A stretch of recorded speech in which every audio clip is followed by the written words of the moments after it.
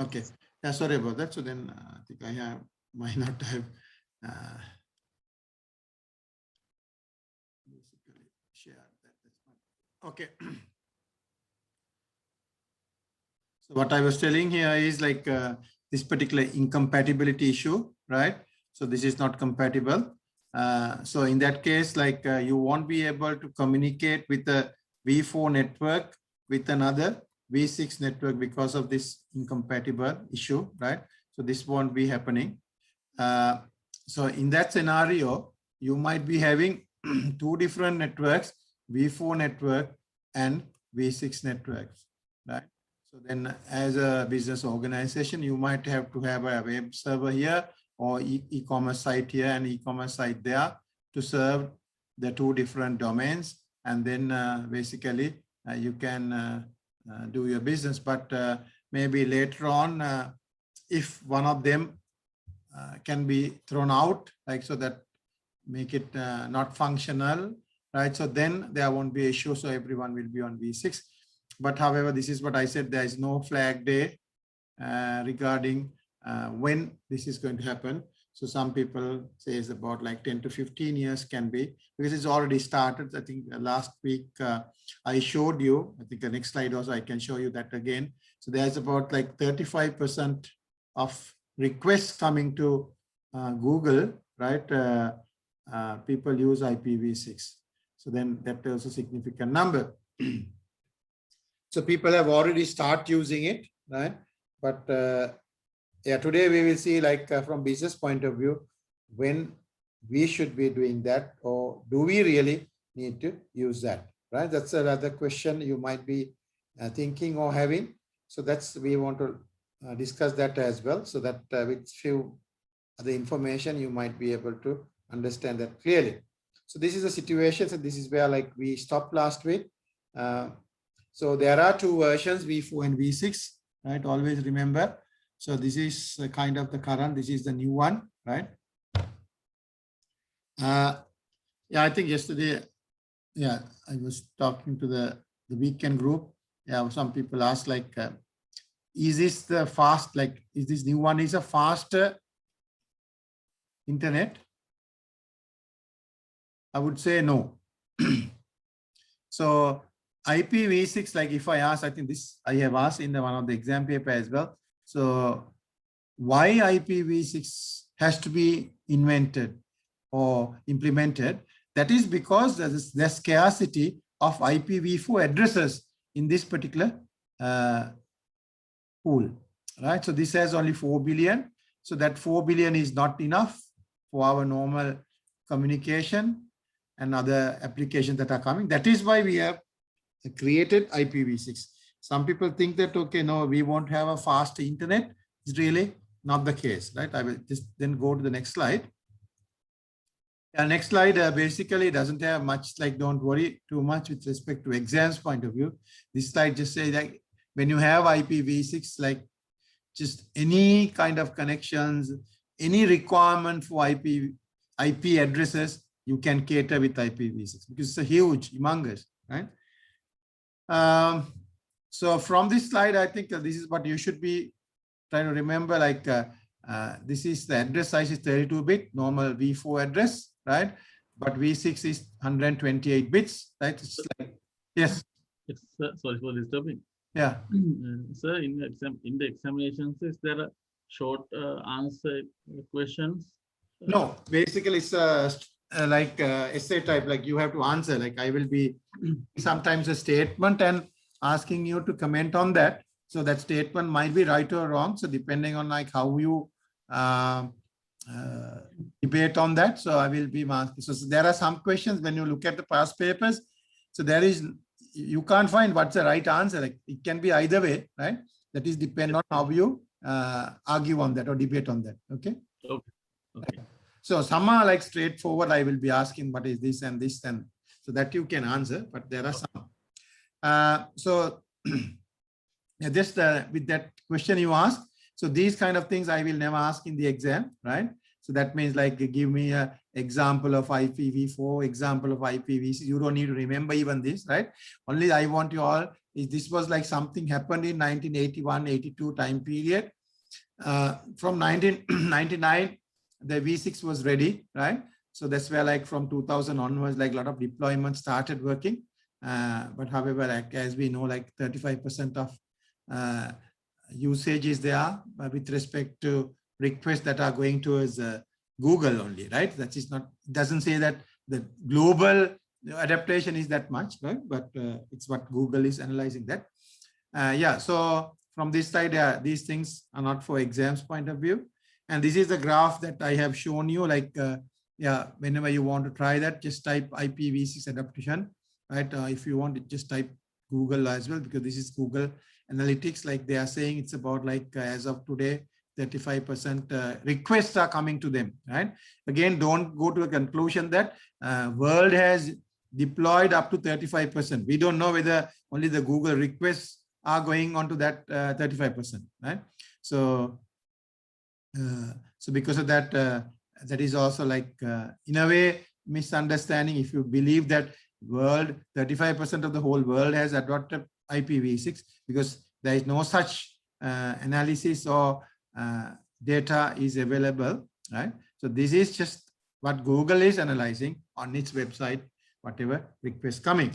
Yeah, this particular slide also not for exams, like this again, like particular question that anyone who asks, like comparison, like you can see like the blue one is IPv4, IPv6. Yeah, some analysis, some people might have said like it is something like this, right? So you can't say this is faster, right? Here a little bit in this particular graph, right? So there are some advantages that one can take, but however, this is not the main reason to have a faster internet. We have invented or implemented IPv6. That's the wrong answer. But because of the scarcity of IPv4 addresses, so we had to design a new protocol called IPv6, but it might be having some better features, like maybe if I write down 3-4 features of that, so then you can say it is maybe a bit faster than the other, but it's really the fast concept is very, very difficult. It's very subjective. You can't say that because there are lots of things involved with that speed, right? Today also, you know that you can't say today my internet is good enough, right? Very fast, because tomorrow it can be slow, right? So you can't come to a conclusion. This particular ISP's contention is good because today it was good, but tomorrow it might be different. So these are all very variable, because just like it can be good at one stage, it can be very bad at one stage depending on the network congestion.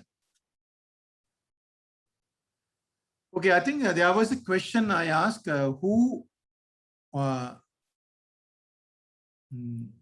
owns the internet, right?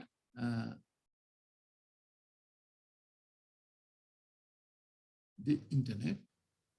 I think that time, sometimes some people think that it is no one is owning internet, because that's, but some can say that, no, it's like USA owns that. Really, you can think because it is coming from US, right? Or someone can say it is European Union, or you can say this NATO, right? Or something like that owns that. So it's really, these are not right answers. The real owner is this, right? Internet Corporation for Assigned Names and Numbers. You can see the numbers are IP addresses. Names we'll talk about today, right? These are we call domain names. So we have domain names as well as, and numbers means IP addresses. So they own that, not the whole internet, right? Because internet cannot be owned by everything by this organization, because I think when we see, I will not go there. That day we were looking at the submarine cable map, so that different cables are owned by different parties. Even SLT has, and Dialog has some ownership, right? That is about the cables, right? The infrastructure, right?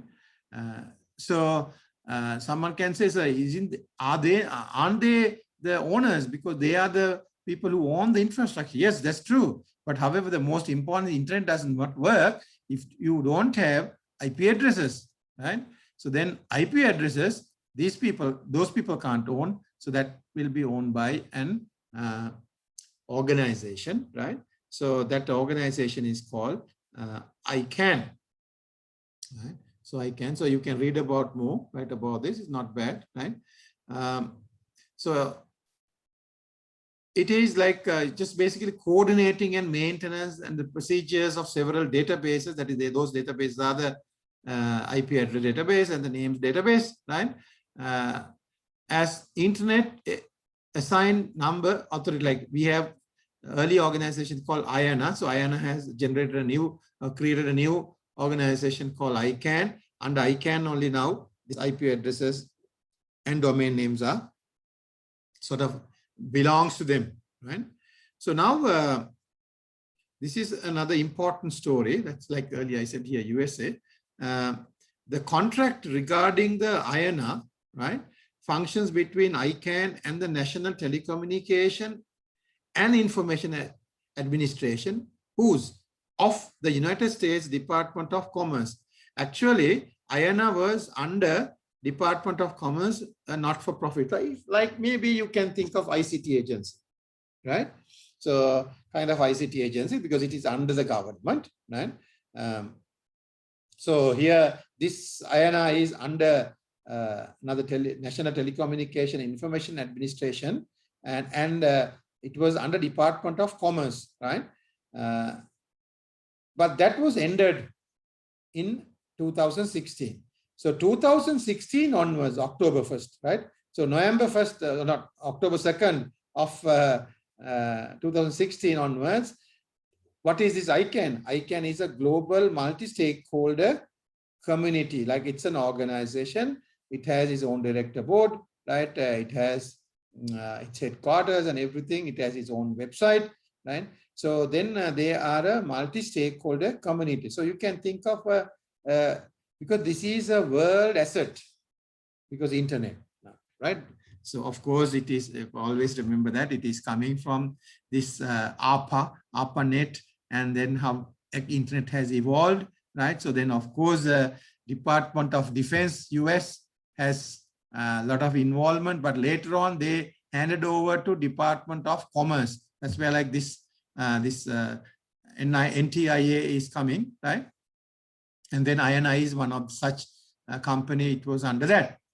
But there was a lot of resistance from Russia and China, and then even Iran, right? So those people were asking if this particular organization, because this is a world asset, is sort of have ownership by one country. So then there's going to be some biasness, right? As of today, you know what's happening even in Israel and Palestine. So likewise, like there are lots of political related issues will be there. So then internet also will be affected to that.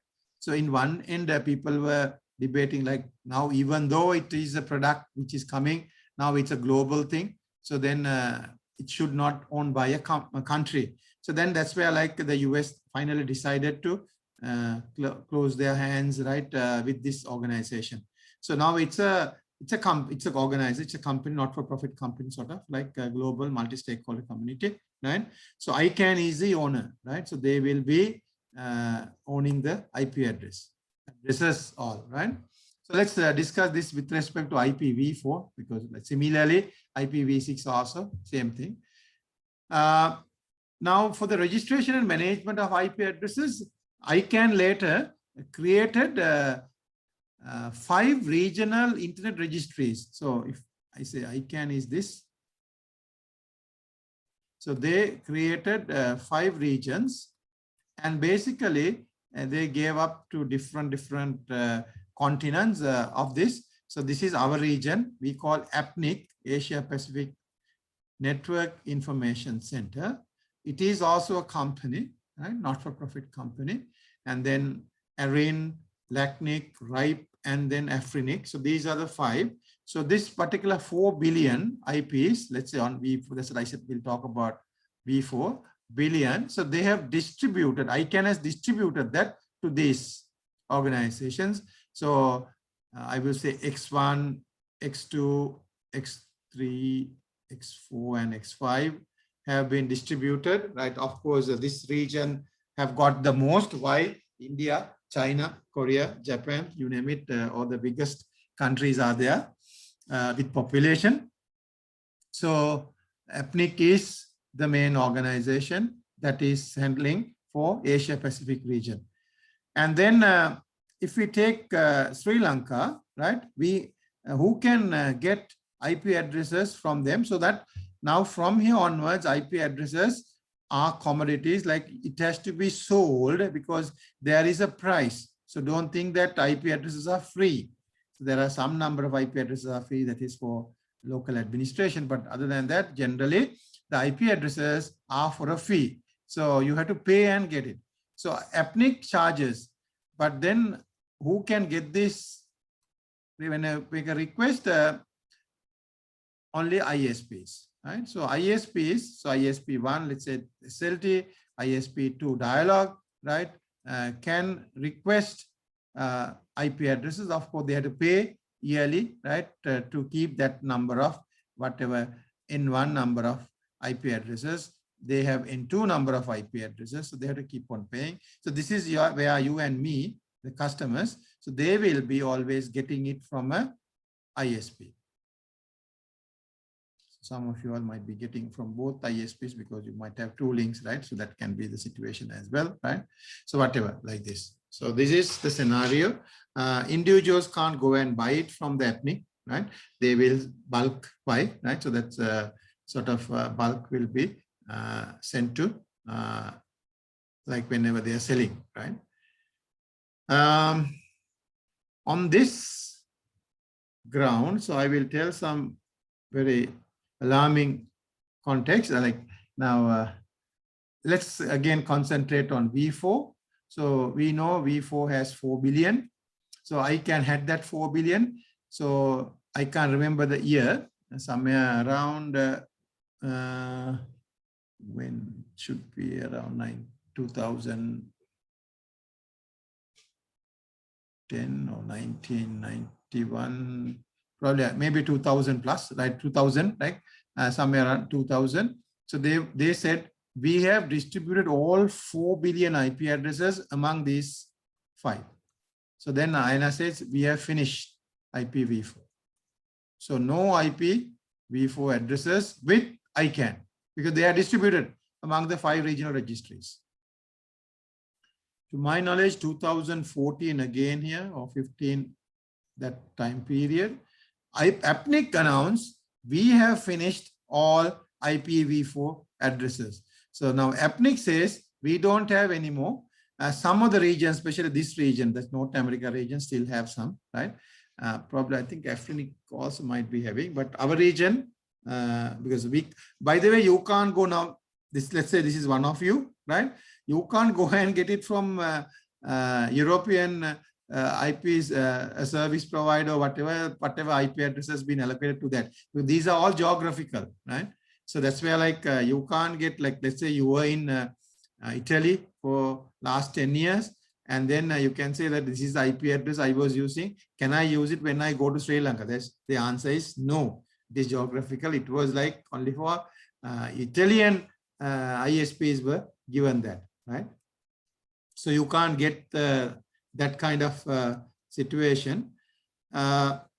So now you can see here, very interesting story, right? ICANN has finished all IPv4 addresses of its the total pool. Then whatever given to APNIC, APNIC says they have finished. They have given all the ISPs. With these ISP can be China, can be Korea, right? Can be India as well. So those, and then these are Sri Lankan ones, right? So you can see they have said, okay, we have given, right? So now even no one can go and ask, can I get another block? They still said, sorry, we have finished. Only option is APNIC says we can give enough V6 because ICANN has a lot of V6 addresses. They have just distributed about 15% at the moment, right, out of the total 100%. So another 85% is with ICANN, right, because IPv6 address space is very big, right? So now this is where like decision making. So you all are now CTOs, CFOs, right, CEOs, right? So then when you are trying to expand your organization and when you are trying to ask from your ISP, I need, let's say for some reason, 1,000 IPs, right? So then the ISPs might be able to say, sorry, we have finished all the free like whatever the available IP addresses, because we have already sold whatever we purchased and we can't buy it from our superior. That is happening. So this is where like you all have to face a problem, right? That's where like, so don't think that, okay, IPv6 is there, someone has implemented, but we can keep on using IP, because you can see we are just happily using now, right?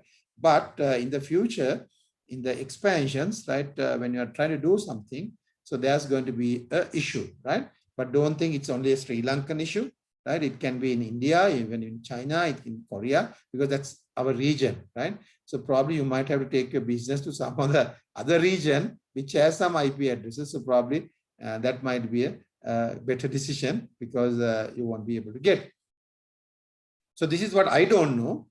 Our ISPs like SLT or Dialog, these are the bigger ones, don't know out of their pool, like how long or like how many they have, right, still available, right?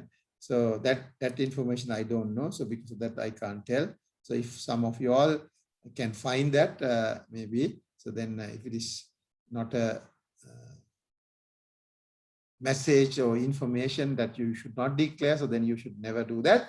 But if not, like you can update and everyone should know. But however, we know there is an issue like this, right? In the future, it can happen. Okay. Yeah, if you have any questions, you can ask on that point, right? So that is where like, yeah, just you can't just think, okay, IPv6, just we don't care. It's okay, like it will be there. It's just, it was implemented, but it's not required, but you should have an idea, right? That is why I said like that other day as well, other week, whenever you're purchasing hardware, please make sure that they are compatible with IPv6. Then only you might be able to, whenever you move, because I told you like incompatibility issue, right? You might be able to use. If not, you have to throw all the IPv4 equipment and you have to repurchase them again with the V6, okay? However, don't worry about your laptops, computers, they are all ready, because they have operating systems. So we'll talk about next week probably about software. So then you will see that, yeah, Windows, if you are running Windows 7 and above, there's no problem with IPv6 with machines, right? PCs or your mobile phones, right? But issue is your other networking devices, your networking equipment, switches, routers, as well as your video conferencing units, and then your projectors, whatever IP related, just you name it, anything IP related has an issue, because they are not like having operating systems as what we have inside computers. So because of that, you might have issues.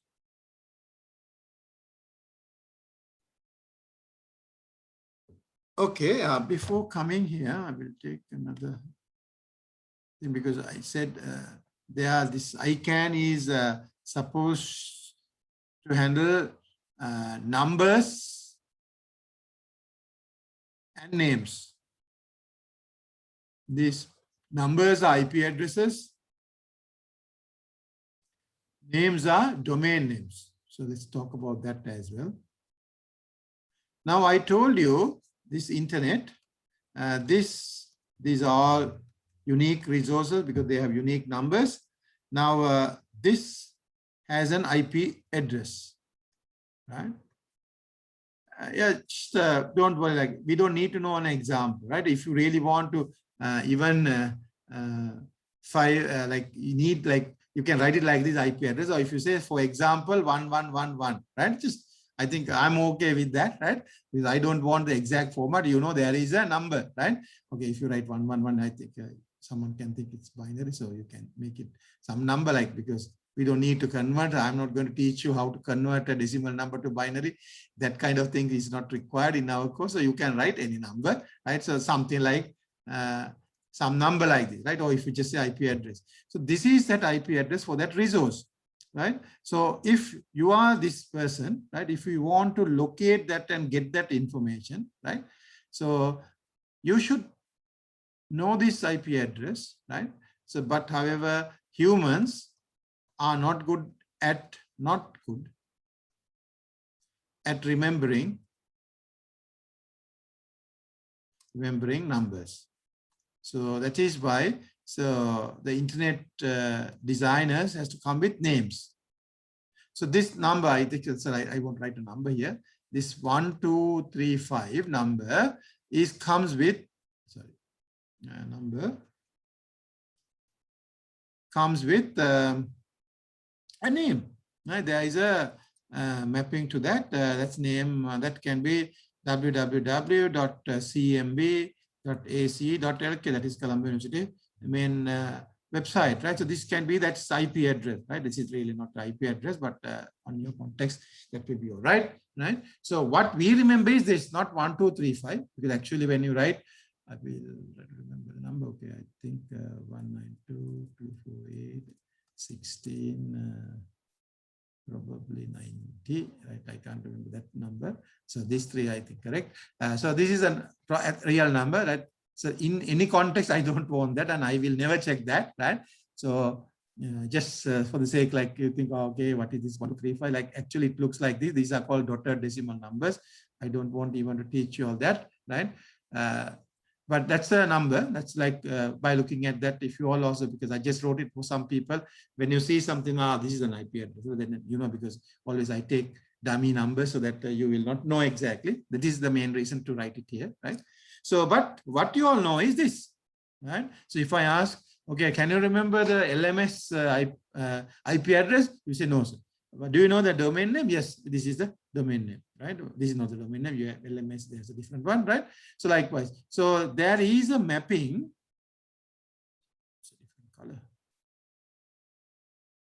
There is a mapping between the name and the IP address. So if you give the number, it can find the name. If you give the name, it will find, so vice versa, like this, right? A number. So that is what the domain name. Yeah, if you have any questions, you can ask. Domain name. So this is all about, because of humans, right?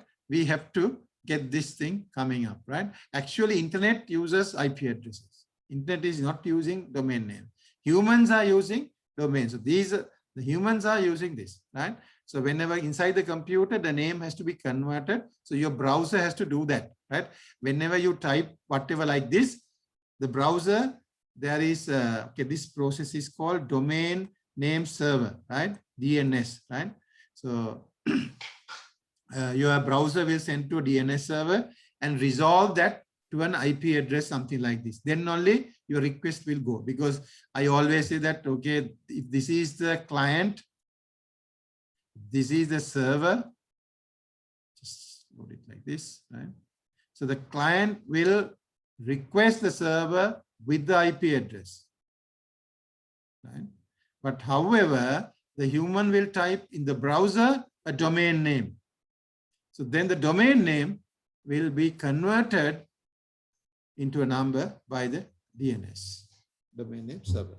So even, I think I didn't put that into the note, right? Even if I ask in the exam, what is the role of the DNS server, right? It just say, like, converting the given domain name into an IP address, right? So then only the browser can do this, whatever I am saying, right? Because I said with the IP address, you go to the another IP address, like, because you should know the server IP address, right? Then only you should be able to go there. Sir? Yes. So basically, sir, domain basically is www.cmb. That's the domain name. Yes. So whatever we are typing things that we can consider as a domain. So I repeat again. Whatever things that when we searching as a Google, whatever thing, that is the domain name. Yes, yes, yes. Okay. Domain name. So now, for example, Google, www.google, you can say .lk as well. If some people say I am typing www.google.com. Yes. Okay, right. Yeah, this is a domain name. Yes, you are right. This is always, this has an IP address, right? Yes. Your IT guys knows how to find that. There are even DNS server will do that. So there are some small tools, like even in your Windows machine, right? So then you just type this, you can find the IP address related to this, right? But how to know that, server, right? So yes. Server is identify IP address, no? Yes, yes. Also, just typing. Yeah, IP address. So if you have, this is your e-commerce web server, it has an IP address, right? That's what I said. Without an IP address, you can't exist on the internet. This is what I was telling earlier as well. Okay, good. It's clear. Okay. Sir, sorry. Yes, go ahead. So I'm confused here. Domain name and URL. So if, for example, www.google.com, if it's the domain name, Yeah. then what is the URL? Okay, maybe, okay. Can you hold your question, right? Maybe another 3-4 slides later, I'll be talking about URLs, and then you will clearly see the difference. Yeah, there is difference, right? Good question you asked, right? So good curiosity as well. So I'm going to answer that question, right? Now, coming back here, now I said ICANN is the sole owner of names and, right, both names and numbers. I write it like that. So names and numbers. Now you all know that IP addresses and domain names, right? So now they have given 5 RIRs, the numbers to handle. Okay, and okay, then they have given this. I'll do the arrow like here, right? The second one. So they have given domain registrars.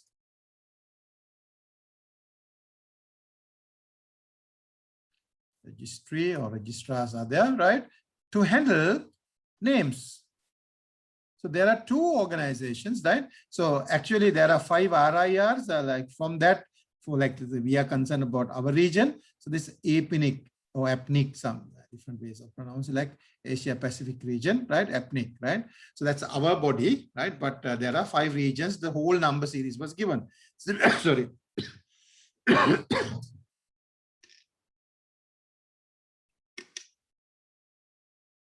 Right. For domain names, there are domain name registries, right? So now domain names, like, again, I have to come like domain name structure I didn't talk about, right?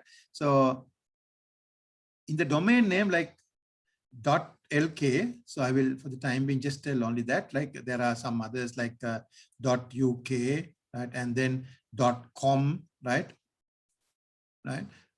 So these domain names have different registries. Right. So now for LK, there is, we call LK domain registry.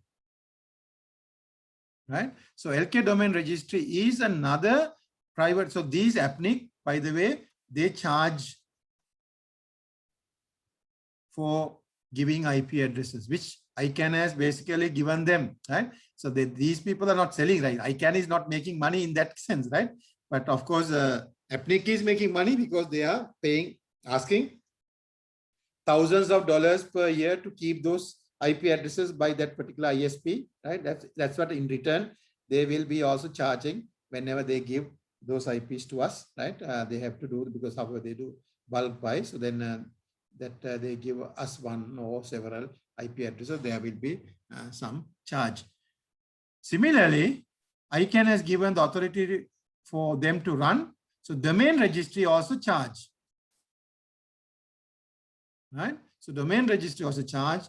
So IP address is also charged.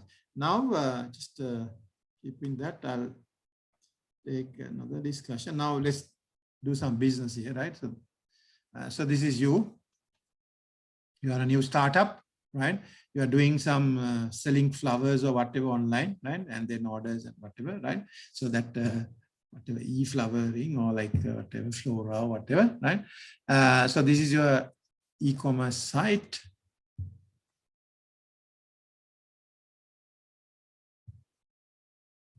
Right. So of course, then there are lots of customers here, right, who would like to get your services, right, whatever. So then what you need in order to make this, because they can't access now, you are not connected. So what you have to do is, through an ISP, you have to get a connection first, right? Because you have to get connected, then only you will be, like I will just draw like this, right? You will be on the internet. you will be on the internet with the others, right? So because the ISP connects you that, right? So basically, if I put another dots, like you will be now inside the internet, right? Because of you got connectivity, right? So then ISP will be giving you for this server an IP address, right? So then that is what they say. There's a lease line. So maybe 2 Mbps, right? So then there is a charge per month. You have to pay about, let's say, 25,000 per month, right? It's just arbitrary numbers. Don't go and quote, right?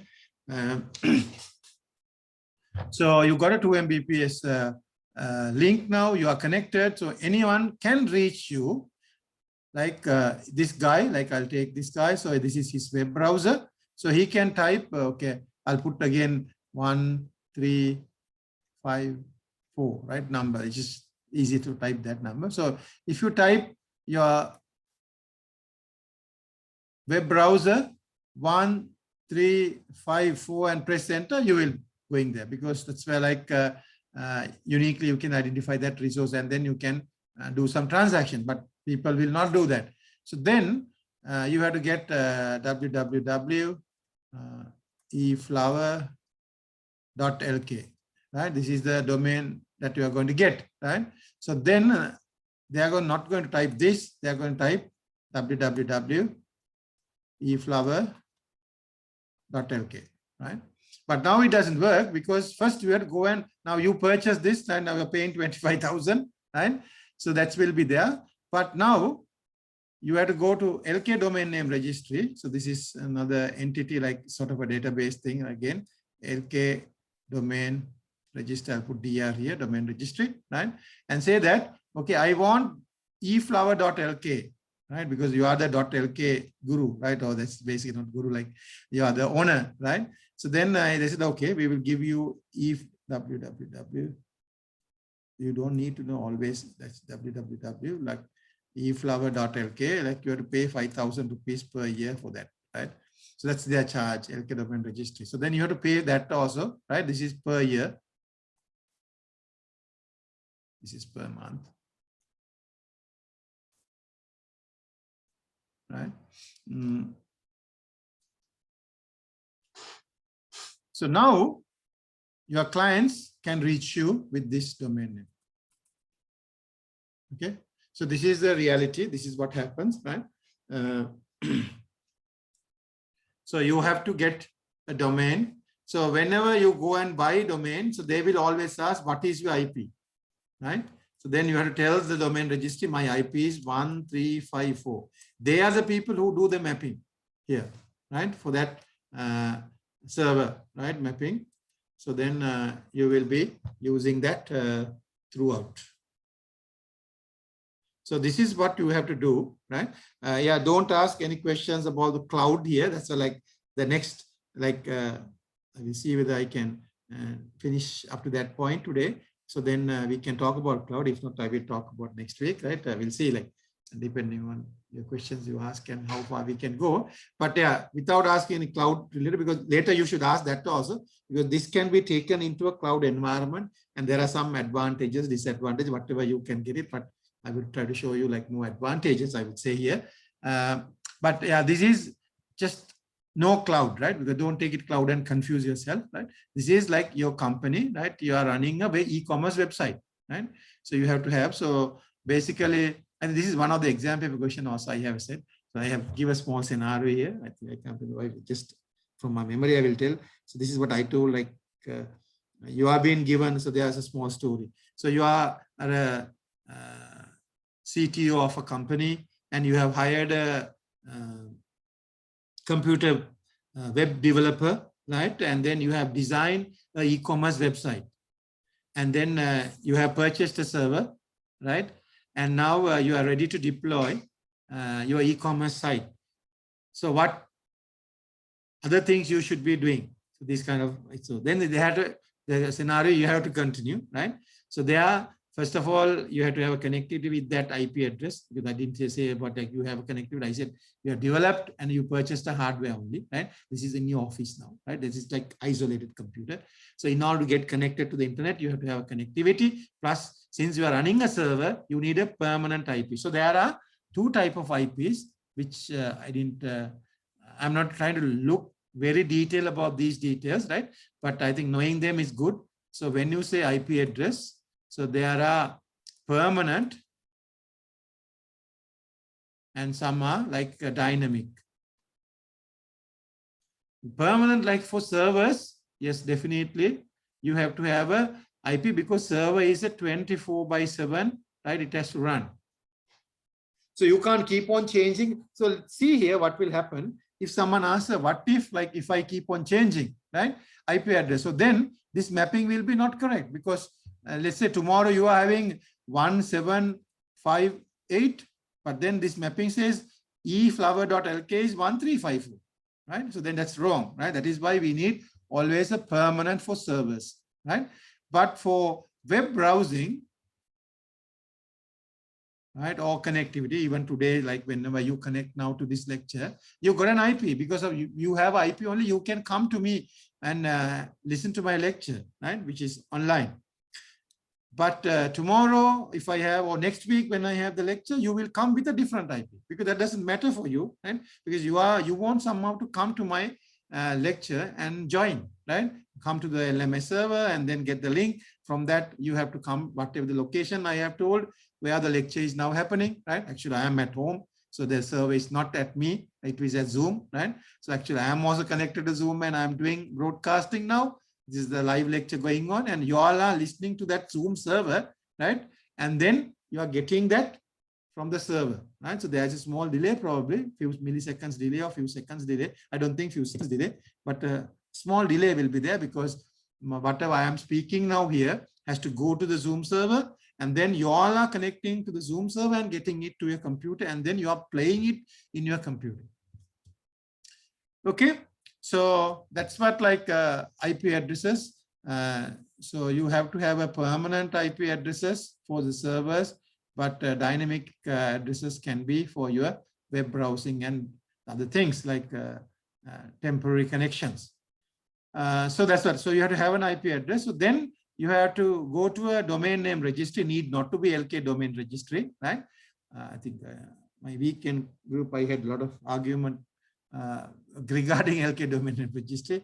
Ultimately, I have to defend on behalf of domain name registry for some of his questions. But however, yeah, there are so many other domain registries, as I told, like the ICANN has assigned so many registrars around the world. So they are looking after .in, .org, you name it, there are hundreds of dots of those things, right? So then you can go and ask from some of them that they will give you maybe less than 5,000, right? But however, being Sri Lanka, I think I also recommend to have a LK, right? So this is what. So if there are any questions, you can ask. Like, so this is just answer for one of the past paper questions. Like, but I can ask in a different way. Like, but there I was targeting. First, you have to have access to an IP address, and the number two, you have to have a domain name, right? So then only any client can connect you and do a business, right? Hope no questions here. Okay. Whenever I have a whiteboard, I can't take that again because it just wipes and then I get this slide. So this is that domain name register. Now, if you look here, yeah, you can go there and then have a, if you've never been there. So nic.lk. It's like someone like not dispatch, like sometime back someone asked, so do you want to always put this www, right, cmb whatever ac.lk, then this www? No, actually with domain names, when World Wide Web came, a lot of people want to show it's a World Wide Web content. That's what like they put www. But now here you can see the domain name is, don't always assume the www is then it's a domain name. Like someone asked, do you have MCQ questions? So then actually if I had MCQ question, I can give like one of these and then I can say nic.lk, right? So then think that this is the wrong answer because you don't know www. No need, right? This is just a name, right? So nic.lk, right? That is what its domain name, right? So, yes. So, is there a difference between .com that when we type in the .com or .lk? Basically, is there an advantage of both of the areas? not advantage. It's like a tariff, like, okay, my next slide, I go there and then I'll explain. And then, because if you want to get level 1, they call, right, or category 1 domain package, you have to pay 5,000 per year. Okay. I hope this is still valid, right? Just check the current tariff, right? Because I don't know. I think this is about 1 or 2 years back I have updated this slide. So if they have changed, don't quote my numbers. May be wrong. But then you asked about, so this is .lk. Yes, sir. Right? Yes. .com can say 1,750. Right? So it can be, because that's another domain registry. So let's say .org, that's another one. They will say 500. So let's say IN is India, but rather than take India now, like something net, yeah. Okay, I'll take .net. Let's say 0. They say free for 1 year. Because that domain registrar, that is out. They said first year free, thereafter you pay. So there are some domains you can get it. Right? So the tariff is all about, because ICANN has no say, and ICANN won't be getting any cent from any of these domain registrars or the RIRs. Just ICANN is just the sole authority of just this block only. So they are not making money. But of course, these organizations will be making money because that's how they function. Yes, it's 5,000 to different. That's like the argument, like too expensive, this one. But there are others, right?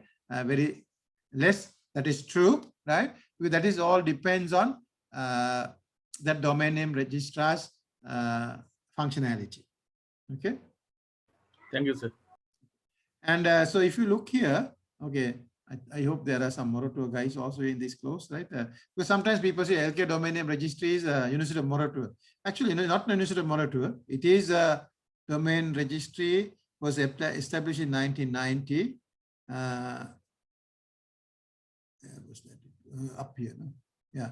LK domain registry is an independent, not-profit organization, which helps Sri Lankan organizations, whatever, to get IP. So they are also a not-for-profit company. Right? It's a company, there's a director board, go and see like who are there. So then Professor Gihan Dias, who was a senior lecturer or professor from, senior professor from Moroto University. So he is the CEO of that organization, because he has the one actually bid to ICANN and got that in 1990. Right? That's where the internet was just regulating. So he was fortunate to get that. So as an individual, he has taken, it's not University of Moroto, it's not Sri Lankan government, not ICT agency, nothing, right? So if now, let's say, president wants, I think president might be having this, president.lk, right? So he has to go and apply from this domain name registry, right? Because for internet, no countries are there, right? Sort of like, because ICANN is also now not a country, like US had some issue till 2016, but other than that, no other country. So Sri Lankan president has to apply, or like his office has to do that and get it from them. Right? It's not because of president, you should get this and you should start using that. Of course, LK domain registration, they ask, we will giving it for free of charge for you, right? That's up to their board to make a decision, right? So director board, they can make a decision. He has to apply and get it, because you can't say I am the president and I owns it. No. For example, Jihan has already taken this, right? Then president will not be able to get it. But of course, that's why like president.lk, this LK domain name registry will not give that to Jihan or any other, right? Because, yeah, but maybe .org or .net, you might be able to get, right?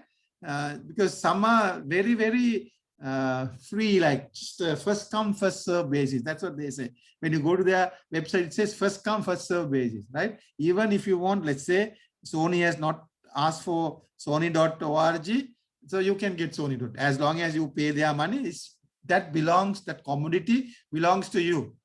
But however, this LK domain registry is very strict on that. So they always, like whenever you try to register, now if it is a trademark, they will never give unless you get a letter from Sony saying that Sony.lk, not org, Sony.lk LK is that a Sri Lankan or like a Sony company would like to give that name to Jihan, so then Jihan can use it, right? If not, you won't be able to. For example, like president, those kind of very unique things they will not never allow, because recently I also wanted to get a domain name because I am working for computer. I'm a member of the Computer Society of Sri Lanka. So we want to have a website called computing.lk, right? So initially they said, no, we can't give to you, right? But then as Computer Society president, so we had to write on a letterhead and say there's a requirement. Actually, UGC has asked us to have a website.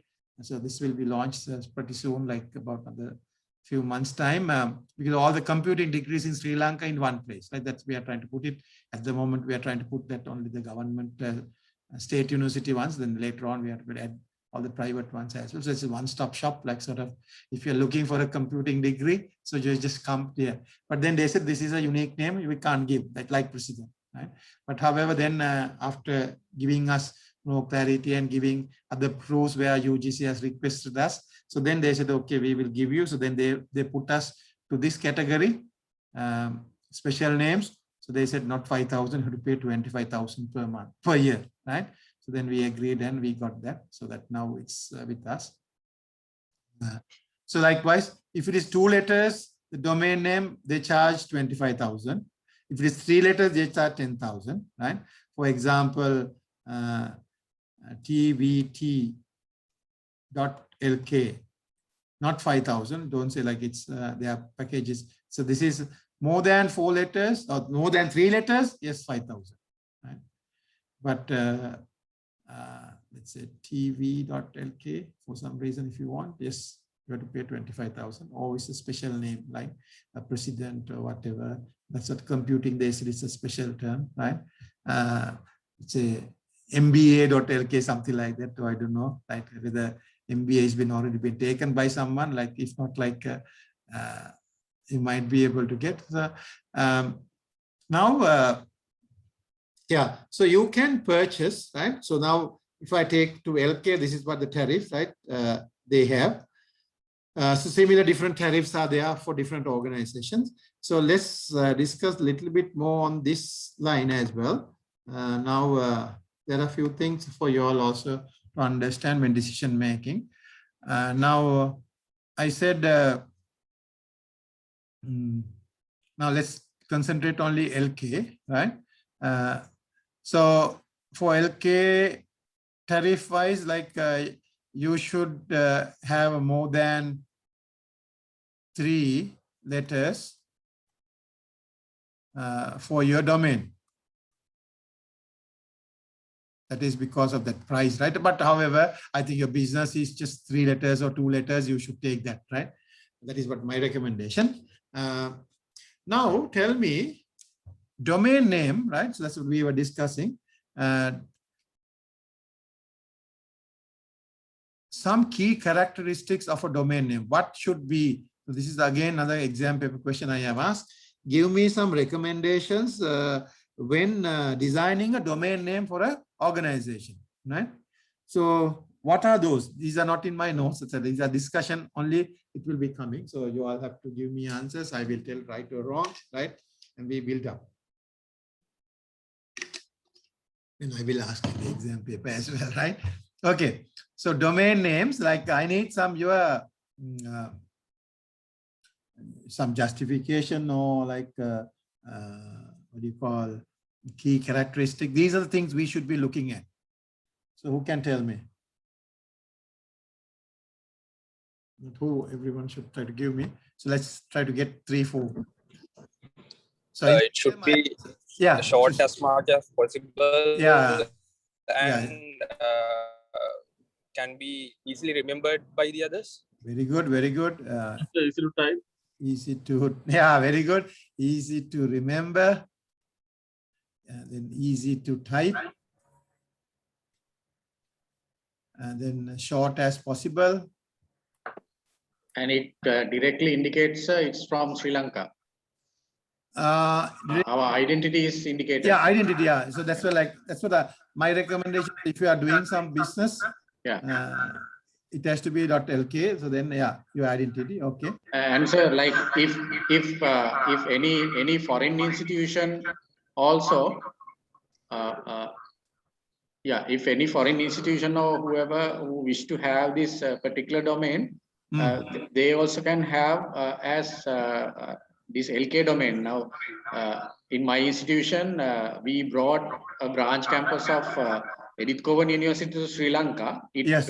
Its website goes as ecu.edu.lk. So it Yeah, clearly that's right. Yeah. separates the website from the main Australian university. Sir. That's true. That's right. Yeah, you can localize it. That's what like LK's importance of that. Yeah, very good. Yeah. Any other? So it should reflect the brand name like DSI. Oh yeah. Reflect your brand name.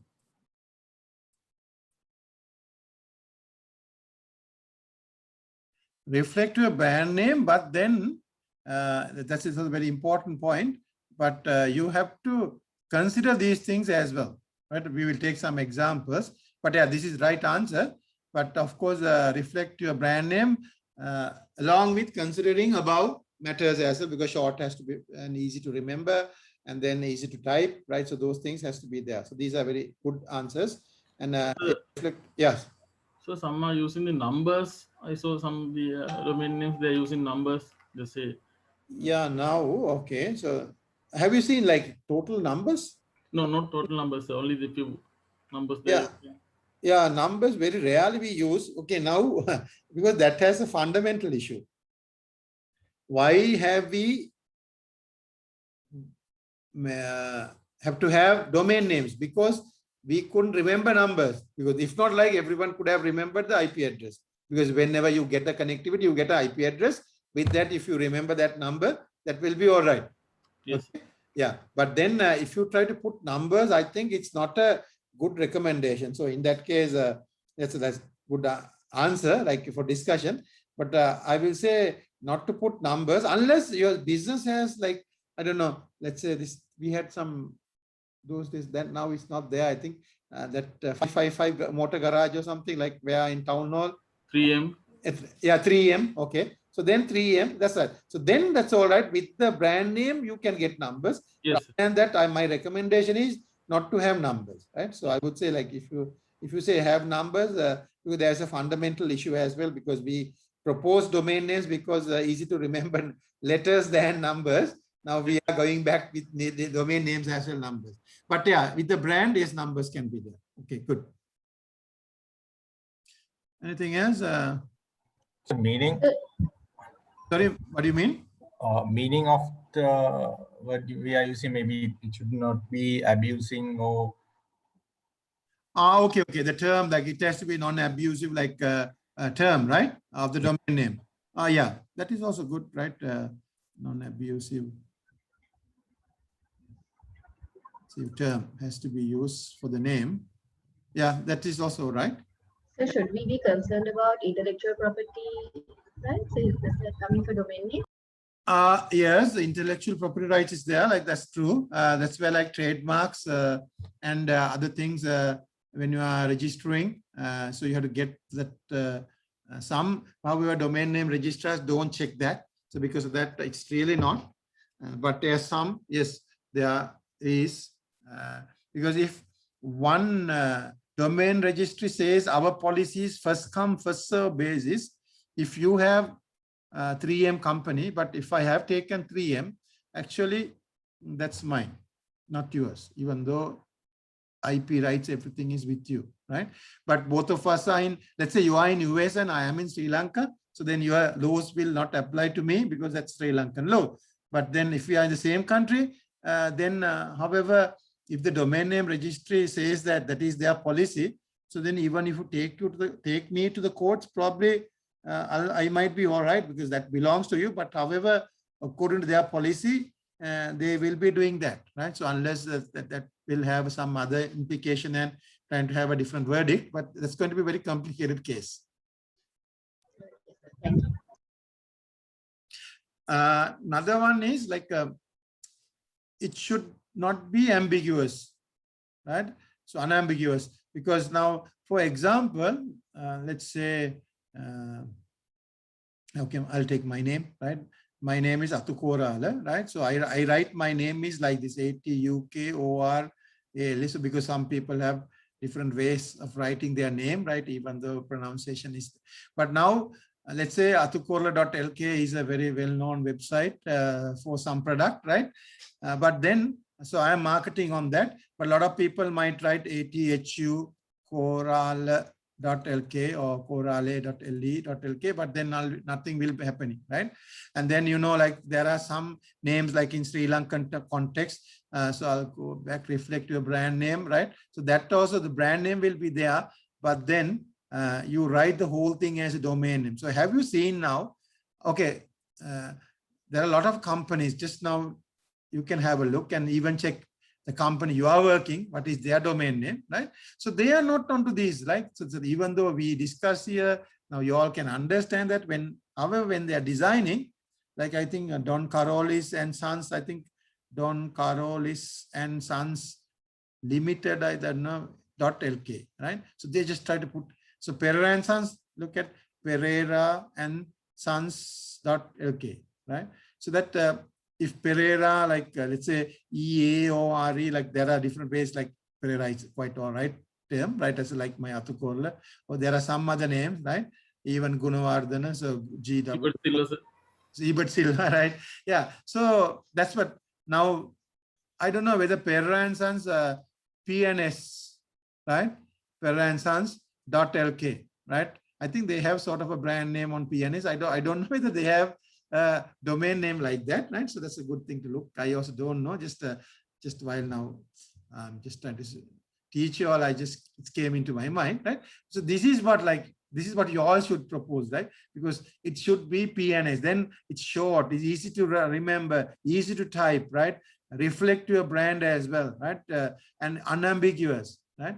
So just have a look, do your own research, and you can see that's unfortunately maybe without having proper knowledge on this, right? That is what I think my duty is when you all are coming to decision-making process later on, right, in the higher level. So then you know all these things, that is what is required, because you are the one who, like whatever IT department comes with the proposal, you say, no, I want this, right? This is what, because this is my company, right? Or this is what I want, like CEO, CTO. So then there's going to be an issue, right? Because that is not really what we want from the business point of view, because we are trying to capture as much as possible customers through this domain, right?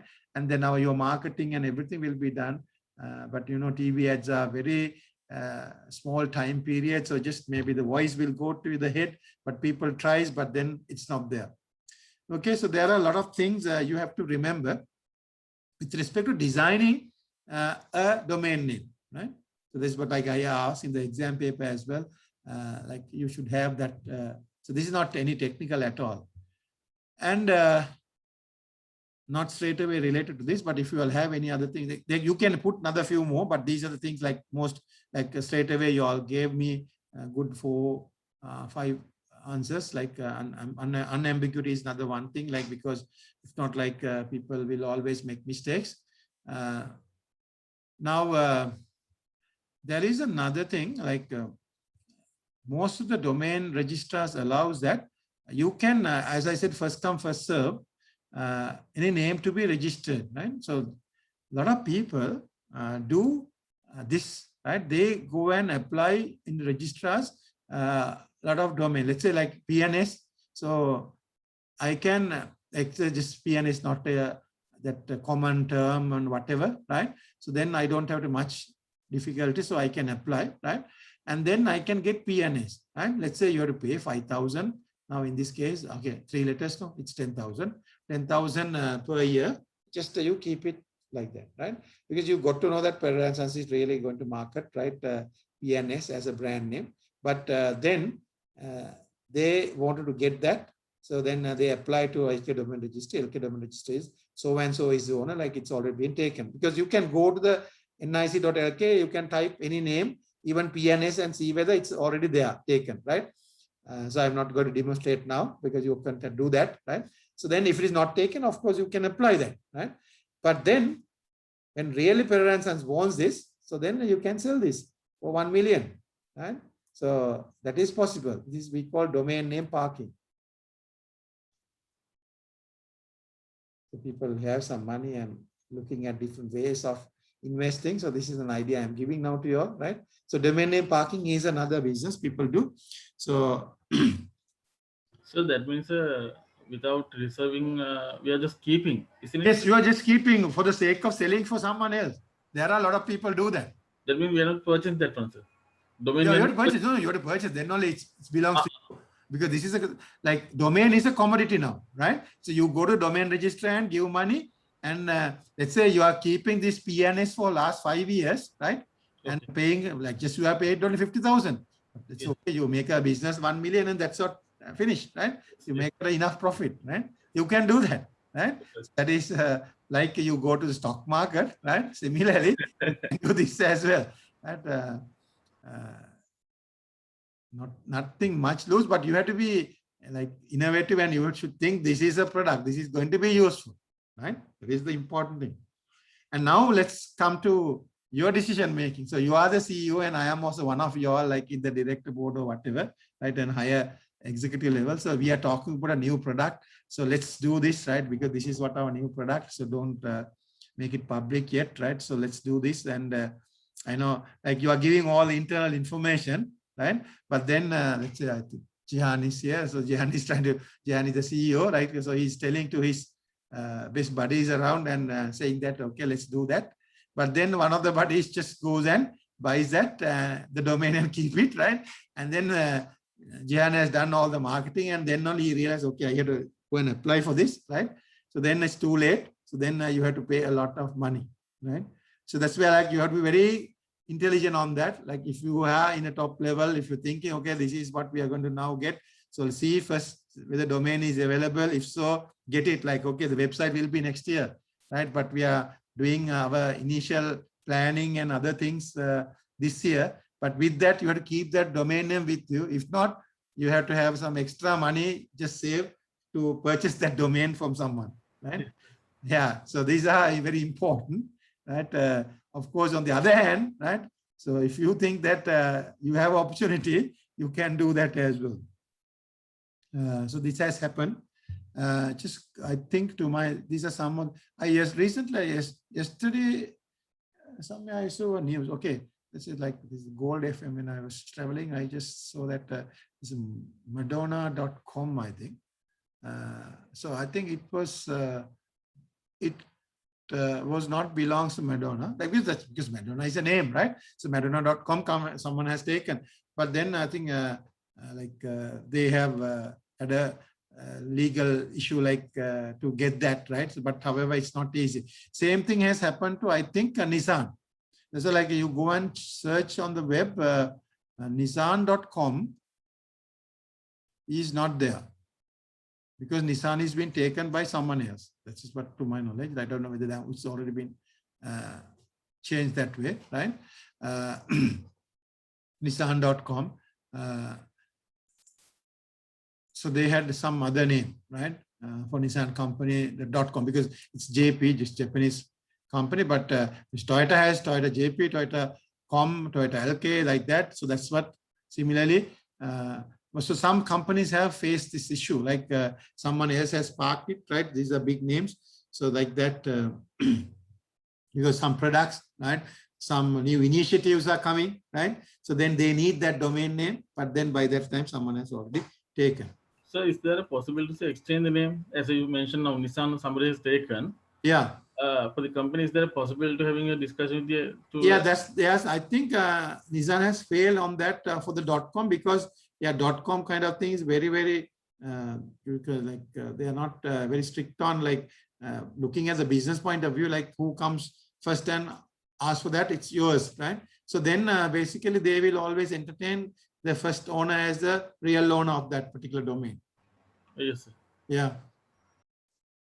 So yeah, these are some issues like with respect to IT coming into play, right? So like someone was asking about this IP, right? IP rights, not IP, Internet Protocol, right? Intellectual property. So on the intellectual property, like, okay, if there are lawyers here, This is where like I think yeah, today we need people. So like actually IT and law also has a lot of potential in the future. With these issues are coming, like people should know what legal part, like how it is being covered. If not, acts has to come and fill that gap, right? So that's where like it's very, very important. Okay, so we were talking about domain names. We can see there are a lot of things on that grounds to discuss, and also like some earning things as well, like for you to make some money. Okay, I think there's no other issue on this slide. I think this is where like the first slide I said there will be some TCP/IP, like if someone asks what is TCP/IP, I will never ask in the exam like what it's supposed to be, but as long as you know it's a suite of protocol, that's what like you want to know. But that is, I said, remember it as a name. This is the internet protocol, right? This is the protocol it uses. And upload, download, I think you all know, like if this is the internet, right? If this is your YouTube, and this is your home, right? So now you go and make a request.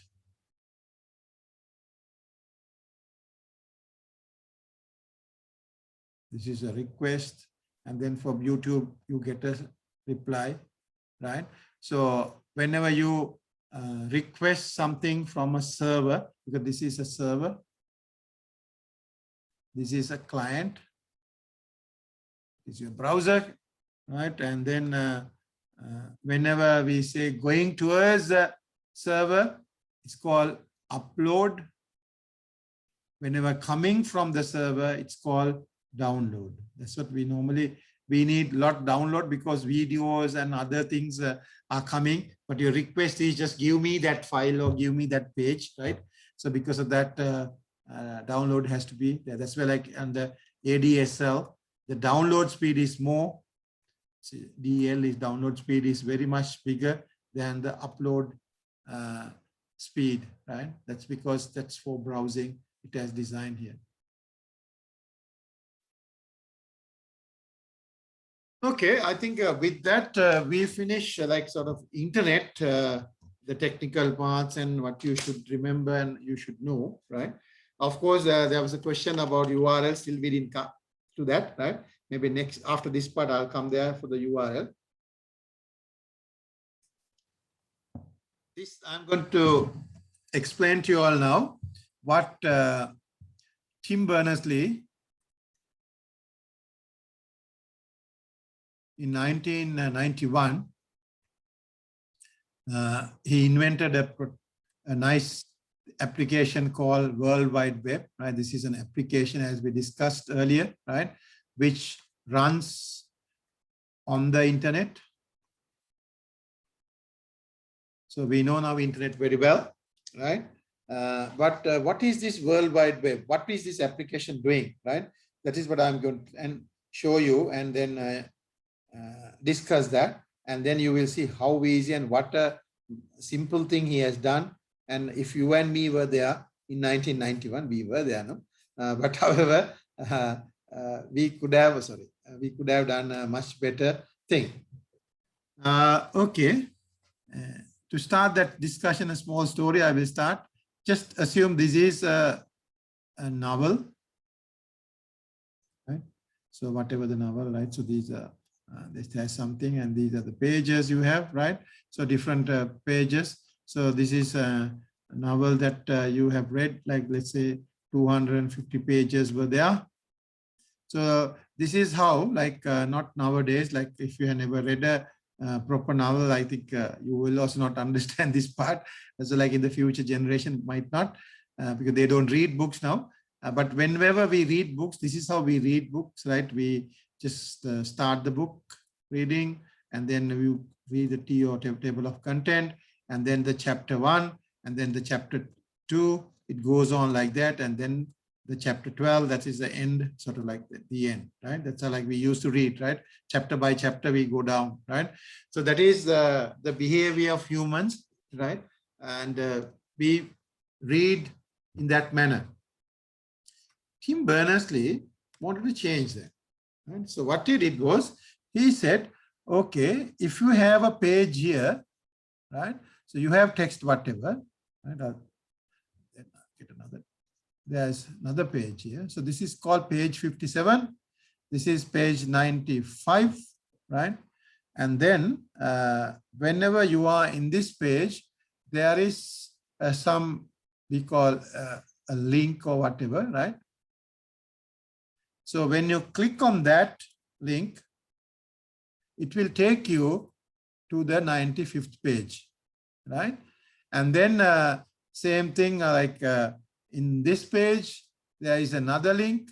When you click on that, it will take you to the 215th page, right? So you can see, and it can come back as well, like whatever. So this is what he invented, something called hypertext. What is that?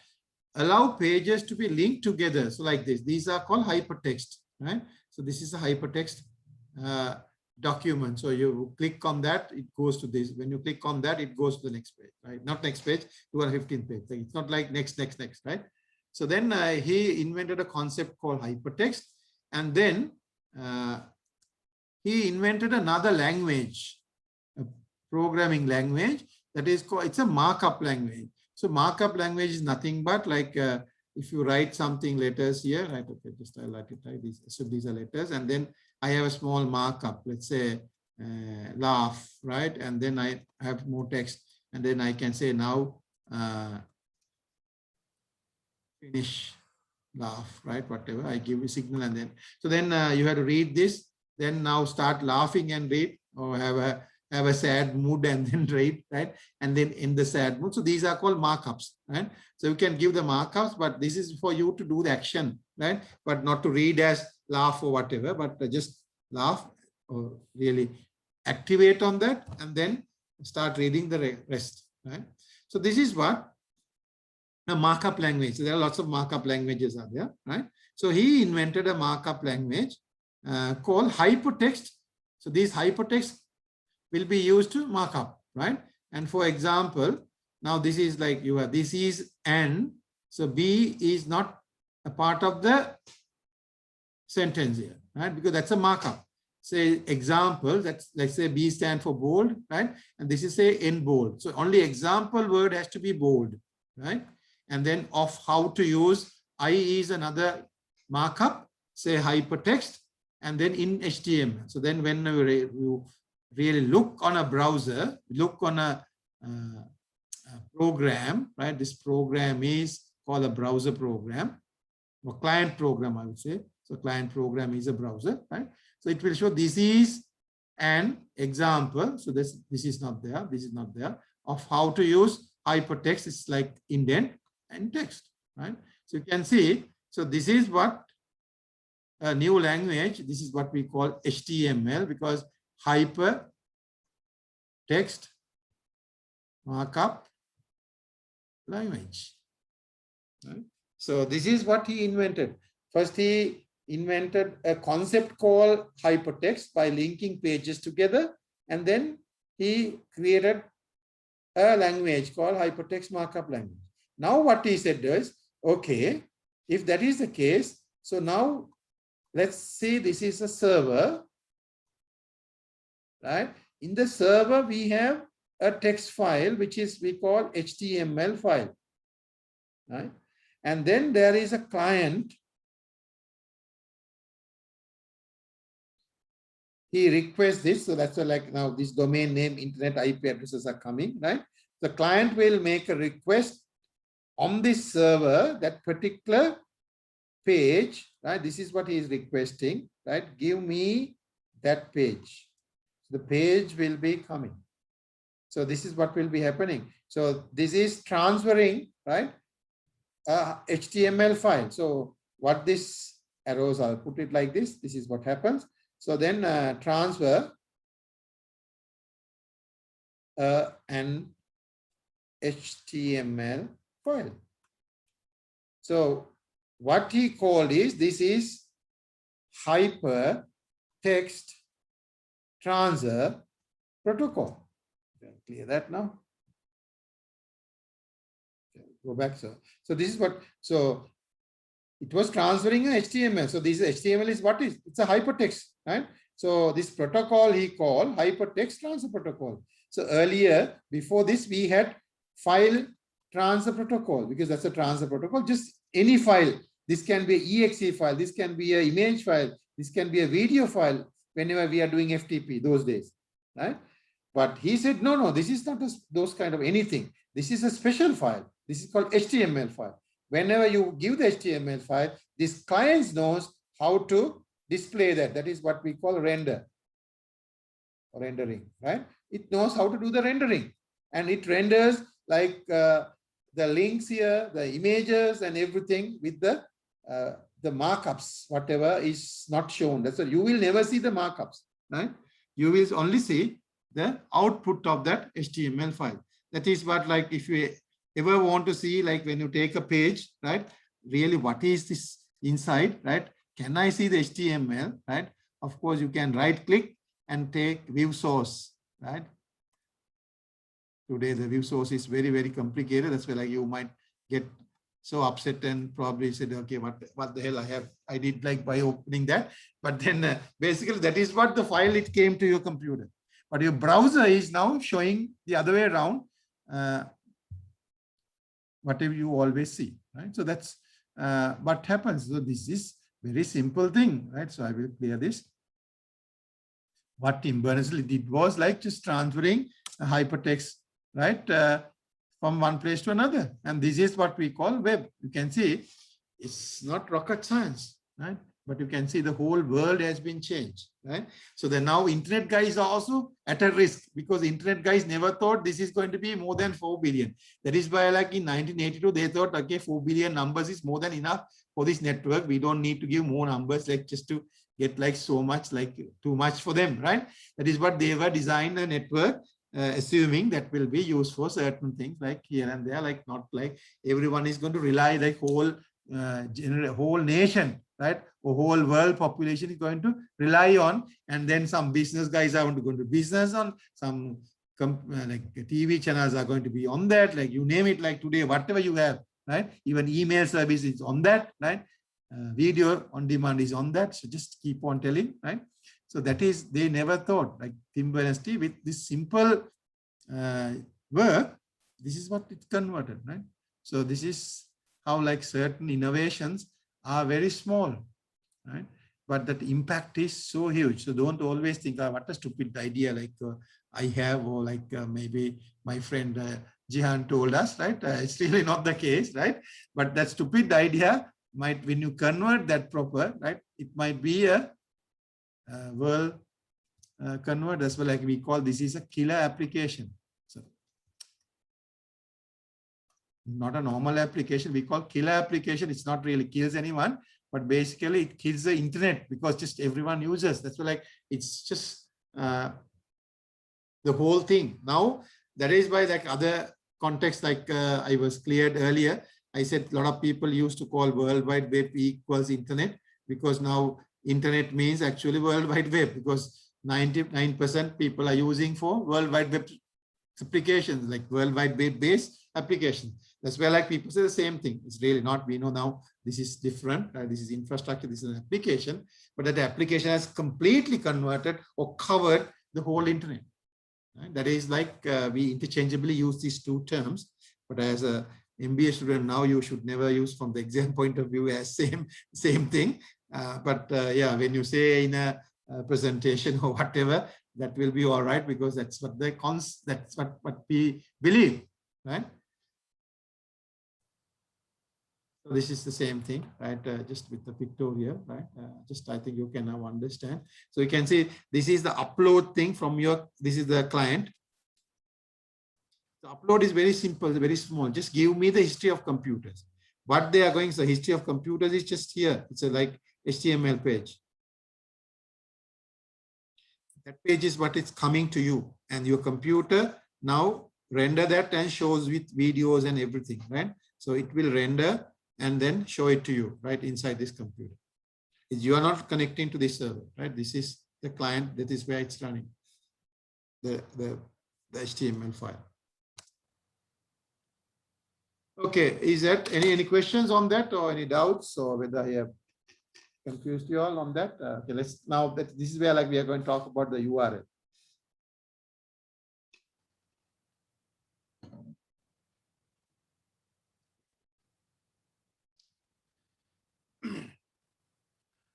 Okay, now let's the same story. Now we are keeping expanding slowly, right? Without telling you all like we are going a little bit deeper and deeper, right? So I'll take the same scenario, but now our analysis or our view is now quite different. Now here again, a user, right? This is his computer, the client machine. The server also here, and then change the color. So this is a client. This is a server. Server has, I just put a number like this is the IP address. So even in the exam also you can write something like this is just denote a number, right? That is a number, right? So then, but better to say like IP address, so then very clear, so you know that, right? IP address. Now, and then that has a name as well, so whatever domain name, right? Now, just I'll draw the server now, so we have to look the server in a bit of a different way, right? The server will be having so many pages. This page is about, let's say this is Toyota.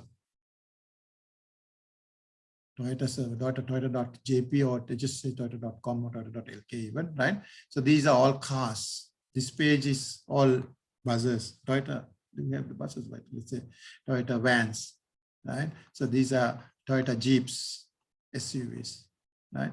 So these are like different, oops, sorry, different sort of pages, right?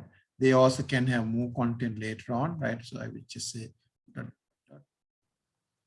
pages. Right? So now, if you are trying to get the Toyota vans, because you are trying to buy a van now, right? This is what you are interested, right? So whenever you ask, you can't ask from give me toyota.com because this is a server. Because toyota.com is what? It's an IP address, right? So this domain name, right? So the toyota.com is a domain name here. So that maps to an IP address. That is this machine, right? But you need this resource. It is in a different folder structure, right? There are some folders in that server, right? And then one of those folders, this particular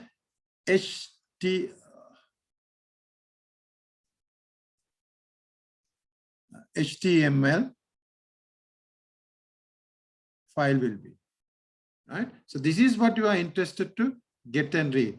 So this is what actually the domain name and the URL difference. So URL is basically talks about the resource itself. By the way, domain name server is not a resource. It's I didn't tell that earlier, right? That's why like even that question came. What is the domain name?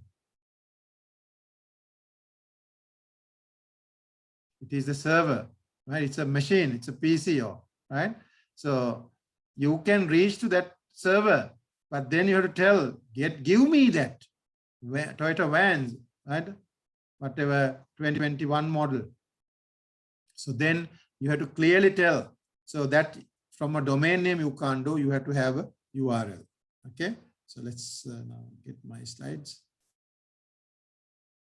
So World Wide Web has its own identification system called URL. So URL is a standard way to give an address of any resource, not a server, right? Based on the domain name. So domain name is there because domain name is where you have to reach that, right? So the URL consists of protocol, web server, domain name. And so domain name is also part of that, but it is not the only thing, right? So this is just an example, but this is not a full example, right? So something like that, if you see, this is, we call a URL. Whenever you see only this part, okay, the box part only, try to get it right, okay, this is a domain name. Definitely in the exam, you will get to identify that, what a URL, what a domain name. So if I give an example, you should be able to tell what is this and that, right? Okay, let's analyze a little bit further with details. A URL has, in this, like what I'm going to teach you as 4 components. Actually, there are 5 components because Sunday when I was teaching to the weekend group, I said 5 components and then I just discussed about that. Then one student said, so where is the 5th component, right? So then I realized, okay, I didn't want to highlight that part, but then for you all else, I will show you what is, because I don't want to like give full data like about like not very required, but yeah, let's first look at the first 4 components. So URL consists of something called a protocol. So it comes like this part, right? Without this W, the green color thing only. HTTP:// that is like the protocol. You know what the protocol should be. So if it says FTP:// it's a file transfer protocol resource that we are talking about. Here, this is a web resource. So if I ask, what is this resource? This is a web resource. If I have given in an example like FTP: this, it's a FTP resource, right? There are some few others as well. Have you seen another protocol like this? Who can tell me what is that? You might have seen this. Blah, blah, blah, blah. Yeah. Yeah, this is all, yeah. Secured HTTP. Yeah, secure HTTP, which is we call secure FTP. So I will talk about with security on this important thing, like whenever you put your username, passwords, credit card numbers from a client to a merchant, you always should look whether this is the protocol. If not, don't. Okay. At this moment, my recommendation is if you are using any web service, right? This is my recommendation, but I will teach you why I say that later, right? Don't ask me now because not enough time to explain that. But my recommendation here is if it is not HTTPS, please do not put your personal details, your username, passwords, your login names, or your credit card details on the web, any web resource, right? You can say, no, so that is application. That is our management faculty. No, because it can happen like anywhere, this stealing of your data, right? So how we going to steal that I will tell later. But yeah, my recommendation is don't put that if you feel that is personal or private. Okay, if it is not HTTPS. Okay. Yeah, that's the first one. The second one is a domain name, the blue color thing here. Then you can have specific location here, right? It can be the directory structure. Okay, by the way, now I use the Windows folder structure because directory is a more Linux kind of term, right? This way like folder, and same thing is called directory. Structure, you know, like C:/data/2021/ whatever, my project or whatever. That's why like these are the folder structure, right? So like you can have more than one, right? And then finally, this is what the resource, right? This is a file, right? For the time being, yes, you can think that it has to be HTML. Today, it has evolved further, right? Because it can be other things, PHP, right? Java applets. There are so many things, so we don't want to worry about that. Just say that it's HTML, right? But need not to be HTML today, right? Because HTML is where like how web started. Now web has evolved a lot, right? Than in 1991, but that will be the case. Now here, this is an example. This is a true example. I took it from the management faculty website. So if I ask what is the protocol here, it's HTTP, right? What is the domain name? Just up to here, mgmt.cmb.ac.lk. What is the location or directory or the folder structure? It is from here. There was a question last Sunday also, like whether 2019 also part of that. No, it is actually up to here. So it, now you can see here,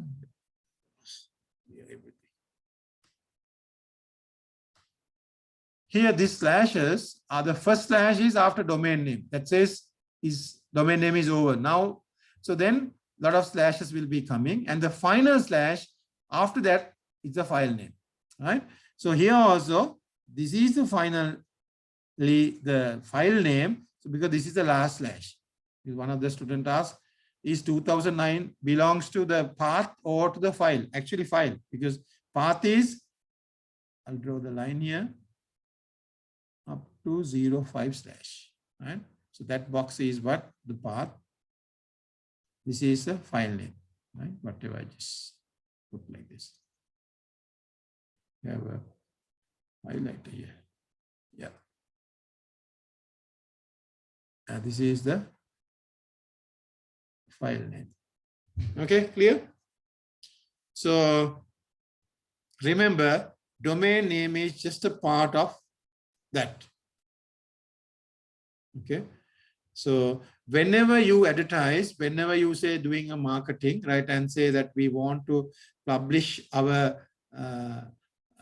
resource, right, our e-commerce site, don't say just put our domain name right on the brochure. That's a very wrong, bad decision, right? Domain name does not give you a product, right? Put the URL, right? So when you put the URL, it has to be the full thing, right? Protocol, domain name, the path, and then this is the file. This is our 2021 van model, whatever Toyota, right? Just this is not that, right? Yeah, something like that. So that is what you have to market. So that you have to give that, because you want the customers to come there, because this is where you're going to make the business, not anything else. And one final thing, since I said I will tell, like, so there is something like before the after domain name, so there will be a colon and a number. Like generally it says 80 and then slash. This slash is this slash. Right? So this is like what we call, this is a protocol, right? Yeah, I'm not expecting you all to know about that from the exam point of view, but just for the learning point, like because we say there are 5 components of a URL, because if you later on read a textbook or whatever, it says there are 5 components. You can say there are lecturers said only 4 components, right? Well, I just hide that. So protocol, domain name, the I made a mistake. Sorry about that. This is port number. Port number. Right. So that's a specific port number, right? And then the URL or the path and the file name. These are the 5, right? So port number is there. Generally, this is the default port number 80. We expect all the web services have to run, but unless someone is running on not port 80, so you say like it's like a closed website, right? Not a closed in the sense like it's not like a username password closed thing. Like they don't want to publish it as such, because they can change any number between 0 to 65,535. That's a huge range, right?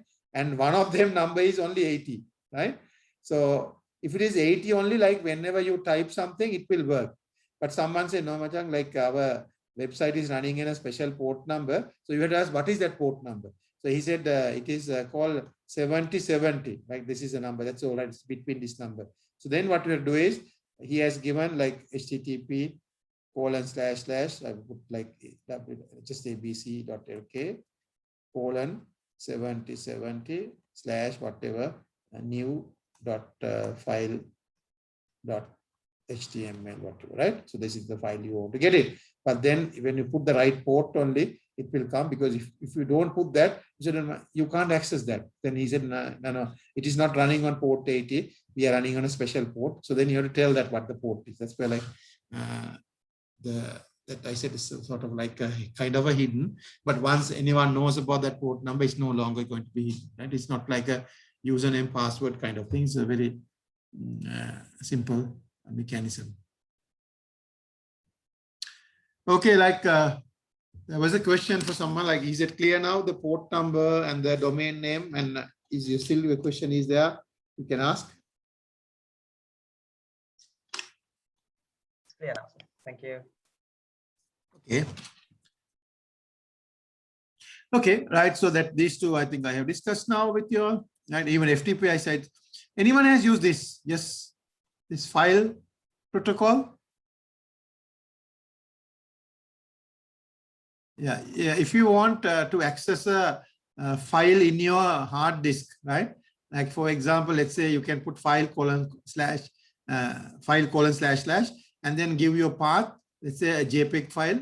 Just do that, right? After my lecture on your web browser. So this is your web browser, right? On the web browser, where the URL types, there's a place to type the URL. Just type like that and make sure give the right path of that JPEG file, right? So then it will display it on it. So you don't need another image editing tool or something to open a JPEG file. Yeah, today, like when you double click on that, it works because Windows has its own software. Like let's say like that software is also not working for some reason. Someone says, I have a JPEG file, you know, I can't open this. Like someone say like, I don't have any media file, like you sort of, I have a MP3 file, right? But I can't run because when I double click, it doesn't work. Like maybe the Windows player is not working, even VLC or whatever that software that I have, or like this is a new computer, nothing has been there, right? As long as you have web browser, right? So just use this file, right? That is your local file. You can run that, right?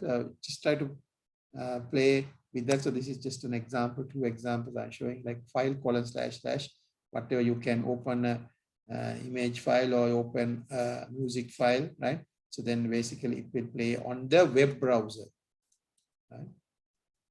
So web browser is your application. If you have never done that, you can try that. Okay, so this is that thing I was telling earlier. The domain name also has a structure. So there is a generic and a country, right? So when we say domain names, it's like I draw the same thing again, right? Because this is what we call the root, right? This is this point, right? And then these are, let's write it only 3 here, com, org, and lk. These are we call top level domains, right? This is a top level. So then there's the second level domain, like lk, we have .ac, right? And then you can have there was someone said that who said this, the Australian university, what was your like, before lk you have sch, or I can't remember his name, like someone, this Australian university, you said there's a domain, you got .lk, and there is a sch domain under second level, and .com is also there in lk, not this, that there are 2 different .com. So this is we call second level, right? This is top level, right? Domain, right? So second level domain, like next level can be third level, because now under AC we have CMB. The CMB.ac.lk goes like that. That's why like when you write, so you can look CMB.ac.lk. This is top level, this is second level, this is top, not this first level, second level, third level, right? Now this top level domains, there are 2 types of top level domains. We call GTLD, which is not in my note, like this is how we write, simple G with capital TLD. This we call generic TLDs. That's how we write that. And then the other one is this, we call CCTLD. So we call country code CCTLD. CC stand for country code. Country code is always 2 letters, right? .lk, .jp, even US has one, .us. .us. Okay. So now you can, right, earlier we were talking about, so this is sort of like yeah, how we say that .com domain is this one. This is not .com. What is that? You can tell me this one. Put arrow here. That is com.lk, right? So then you can have your company here, right? So let's say Haleys, H-A-L-E-Y-S, Yes, Haleys.com.lk. You can buy that also, right? Then this price is different than buying Haleys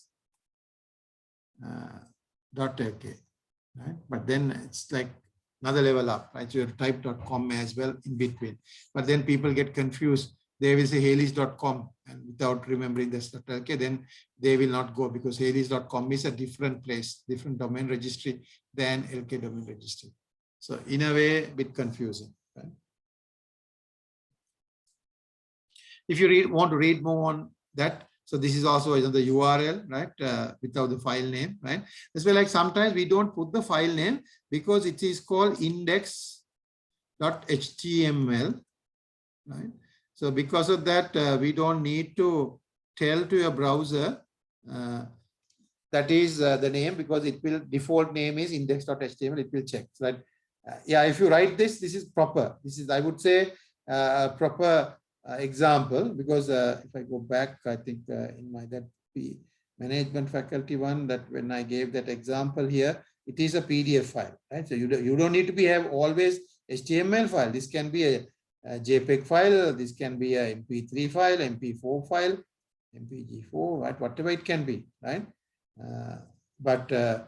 Yeah, if it is just no file name, means like this should have been without this also working, right? But to be proper, you have to give this as well, right?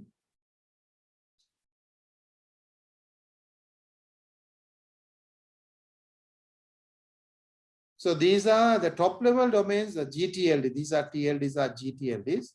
These GTLDs also initially they have 3 letters. But later on, after 2000, they changed that, right? But still, the country codes are 2 letters. All the countries, right, have a 2-letter code. So now we have museum, right? So just go to that particular Wikipedia page. There are about, I think, close to 1,000, I guess, right? Domains, top level, I'm sorry, right?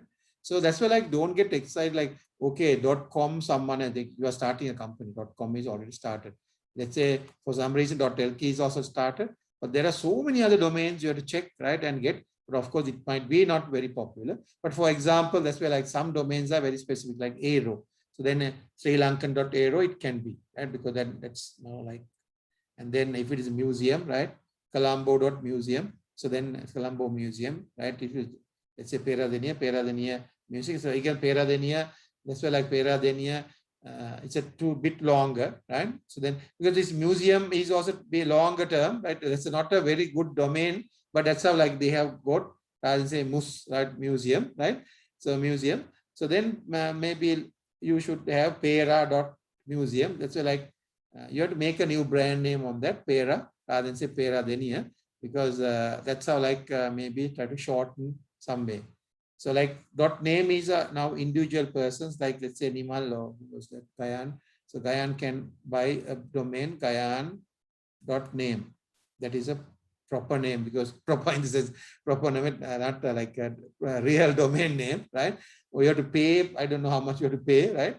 So then Gayan.name is the domain name. So Gayan's website can be www.gayan.name, right?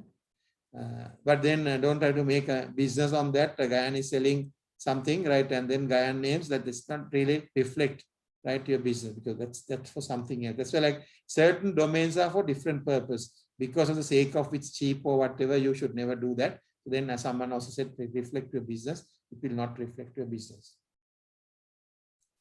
One final thing, yes, LK domain name registry is looking for Sri Lanka.lk, and they have another 2 called .lanka and .ilange, right? So that is because internationalization, especially Korea, Japan, they heavily use China. They heavily use their local languages for internet. So now let's say Aralia, right? Let's say Aralia, that Aralia or New Aralia, whatever. So this, let's say your domain name is going to be Aralia, right? So you can say http:// this you can't change, that is not singular. So then you can say Aralia.lanka is your domain name, and then package 1 dot package 1 dot HTML can be, but then let's say this is index.html, right? So then you don't have to type that. So then you can say, yeah, you can come to us, like our domain name is it's most Sri Lankan Sinhala, like however, when you say the domain, you as a URL, when you give http:// then you have to type Ayana, Rayana, Liana, Ayana, Bindo, Kayana. That is the keyboard, you should know how to type Sinhala, right? It's not Layana, Lanka, right? Not Lanka, right? This is just Layana, Bindo, Kayana, Lanka, right? But however, yes, if you think that maybe get that Sri Lankan and have some more customer base because truly Sinhalese or whatever, right? So then, yeah, you can market on that, right? Because from the domain name itself, we are truly Sinhala, whatever, right? So if you want. But this is also, I haven't seen much anyone is using as of now. I think probably in Sri Lanka, I didn't see Tamil, but of course in India, so they will be using more Tamil terms as well, like I don't know whether Jaffna, like they do use that. I also don't know, like LK Domain Registry has sold any domains under this name or under this name, under this top levels, right? Okay. If you all ask what is this slide, what is the take home, like what we have learned, I would say it's nothing. Just I want to put a slide here, right, to say that throughout this discussion, right, what I was discussing with you all is, yeah, World Wide Web and Internet. And now this is like we call government gateway. And if you type your URL on a web browser, it will go to a server, right? And then brings back this page and render it and show it with images, right? And then text boxes, if you had some videos here, all sort of things, right? So this is what we were talking last 2 days, right? What internet and web can do, right? And this we try to learn a few other things should be for decision-making process as well. So that's what about this slide.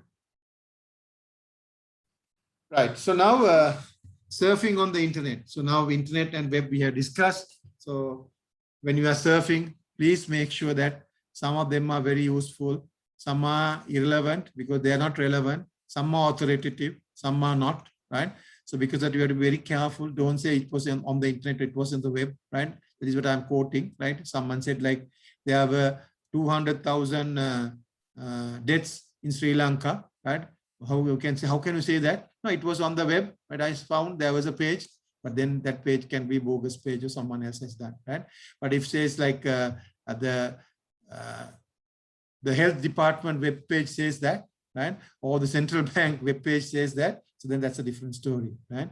So then that can be unique. So like unless someone has hacked that site, so then they have to later on say that, okay, whatever the content was not because our page was hacked from this day to this day, that's why like they have to declare. So then you should never again quote whatever it was there. But other than that, it is an authoritative, right? So always see whether when you quote something, whether it's authoritative, right? So then it will be all right. If it is not, right, please be careful because sometimes you might take some analysis from someone and you say like maybe you do another assignment for marketing or something, and then you might come up with a conclusion that is completely wrong because that was not a correct interpretation of that particular segment or like that particular product or that particular society or the economy, right? So because of that, you should have some good skills to surf the internet, right? So then you can, you have to have knowledge and some skills to surfing, right? Okay, before I come into that slide, there are things like effective.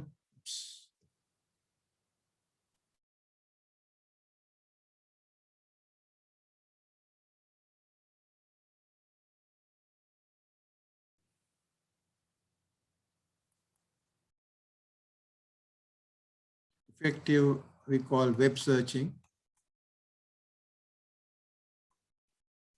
So if anyone knows, like under Google advanced, right, searching option, right, that will be all right. So if you all know how to do advanced search with some and and not, right, and then put in double quotes and things like that, right? So that will be good. So if you do not know, right, my recommendation is go to YouTube, watch some videos, right? Just type effective web searching, right? You have enough videos, right? Very small videos, right? Maybe watch about 4 or 5 videos, you will be a master, right, of this. And then you will, if you're really addicted, so we'll watch a few more, and then you will really learn, okay, this is how we search on the internet, right? And this page is nothing but like just saying most of the information on a web page, right, is static or dynamic, right? Because like Cricut Score, like you have this page, but every minute it will be changing. Every second it will be changing. A custom means like you have to provide some information, like a form, and then it will fill appropriate certain places according to whatever you, and then it will give a web page to you. This we call custom build page. So internet can be seen as a huge library, right? But it will have some problems, internet, right? There is no bibliographic control and standards, because that's what I said, do not trust, right, whatever. So if you go to a library and find some information, and you can say like it was in Columbian Library, because the library don't put like any wrong information, bogus journals and those things, right? We don't put those things, right? So we always do some lot of checks, right, before we put a book or magazine into a library. So these standards are there. And also there are ISBN numbers to locate things, right? So then searching, there are some book numbering system. That's what, you know, like if you have ever been to a library, right? So then you know, like these particular categories for management, these numbers, and then within that different management categories, they have different numbers, right? So they have different cataloging mechanisms, right? But internet does not have that. There is no central catalog, right? So no one has that, right? But there's no central, right? So in that case, how do we search things?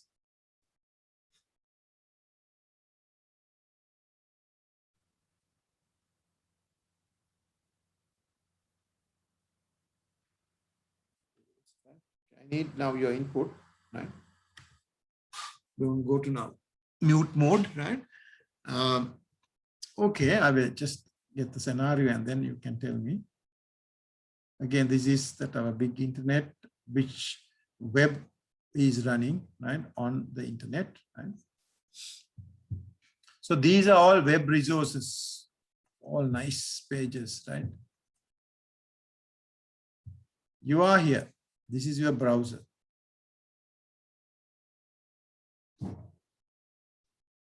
If you know the URL, let's say URL 1, you know, so then you can go there because you type URL 1. But all the other URLs, which is whatever here, right, you don't know. Can you reach any of these other URLs? URL 1, yes, you can. Other URLs? Can we go? Can we reach them? We can't go directly. Yeah. So if you do not know the URL, you can't go there. Someone can say like, how about domain name? So that we know that domain name is part of this, right? Same thing. But if you know the domain name, actually you can go to the server, but not still the resource that you are looking at, right? So let's say these all talks about 2021 CAS or SUV models, right? But then this particular, yeah, you can go to that domain and you do a lot of searching within that server. Like after some time, you might be able to find that particular page, right? But yeah, domain is also correct, but however, domain is part of that URL. So if you do not know the URL, you will not be able to reach that resource, right? There's no way that you can reach that resource. So then how can we get those or go to those URLs?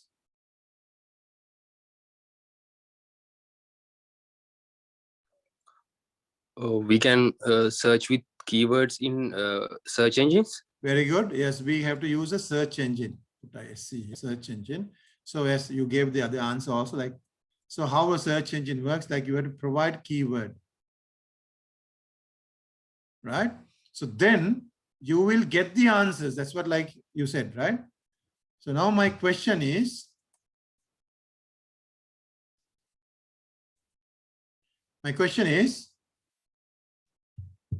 what is the role of the search engine? Or, okay, same thing. How does a search engine works?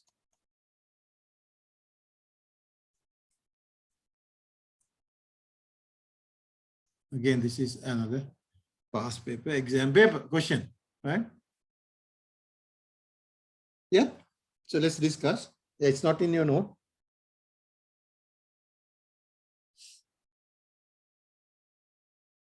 So when we're searching without knowing that one, Yeah, but we have put some keywords here. So with the keywords only you are searching. yeah. So relating areas will be then prompt, isn't it? Sorry? Then when given the keywords, the Yeah. similarities will be we can see in the interface. Yes. So like you get an answer, right? That's what like this answer is what earlier someone said, like, okay, when you give a keyword, you get the answer. So my question is, how do you get these answers? Like, that's what I said. How does the search engine works? Just I need now a bit more details about like how the search engine is really working.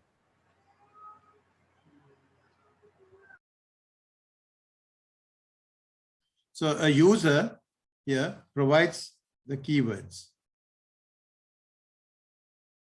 Yeah, try. Sorry. The person who build the website, he has to optimize the content of his website with the keywords which is intended to be found in the internet. Okay. So that others can. Yes. That this person has to do that, right? Yeah, the person who built the website. Yeah, that's right. That is my question here is, how does the search engine finds the solution and gives to this? The search engine will filter the relevant information. For example, it's depend on the user's request. For example, if we are searching for a proper and authentic research paper, the best suggestion is to search a Google Scholar. In that case, it will directly move towards the particular section. So in that case, the search engine is the filtering part is the important one. It's the main role. Yeah, filtering part will be okay, but yeah, now you got a very specific example and just try to explain that. Just let's say keyword is very simple thing like MBA programs, right? That's what we just put, right? MBA program, that's all. So then my question is, if we put MBA program onto the search engine, how does it going to give you some answers? Because we know that he is going to give us some answers. My question is, how does it going to get that answers, from where and how? It connects to other servers which are in line with those keywords. No. So there is a third party involved. There is a third party who involves in, optimizing this search engine. Yeah, that's a separate thing. Yeah. Yeah, it will not come this stage. It will not come. Yeah, definitely. We will discuss that also. It will search on this big internet thing here. Not the search engine. But it will search on the indexing.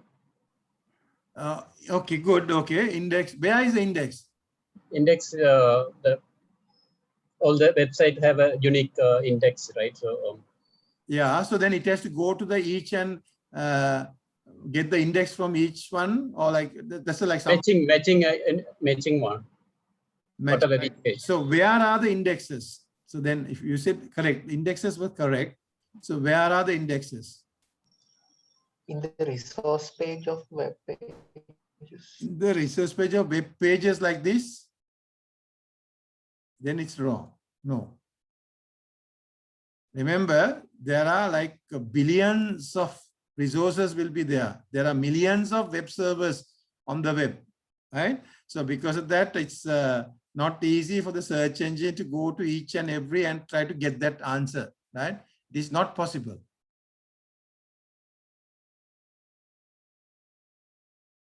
So the indexing is correct, right? But then I want to get a little bit more details. Yeah, you can try another one or two, like because even like wrong answers are okay, because that's what I said. We want to learn, right? However, like there's a lot of answers that who said about getting something here, right? And there are a few, like 1 or 2 people trying to get this search engine optimization kind of thing, right?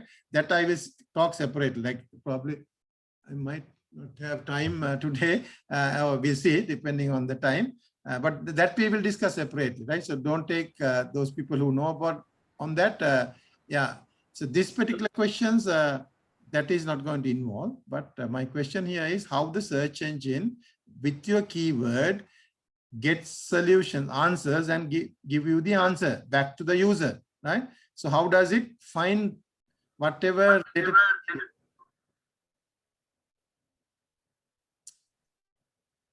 Yep.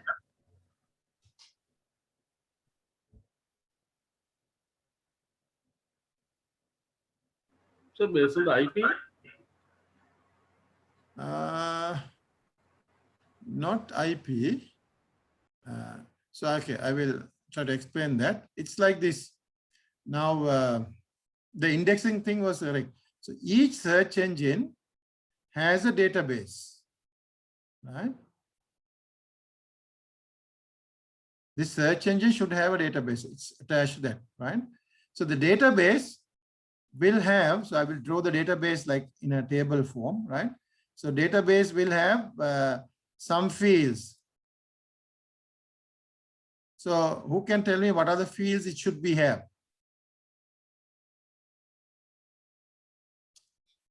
That means the files. Which file? The relating file that we are searching. Yes. Okay, good. Right. So if you give that, well, what are the, so how many fields like basically we can have here in this? 1, 2, 3, 4.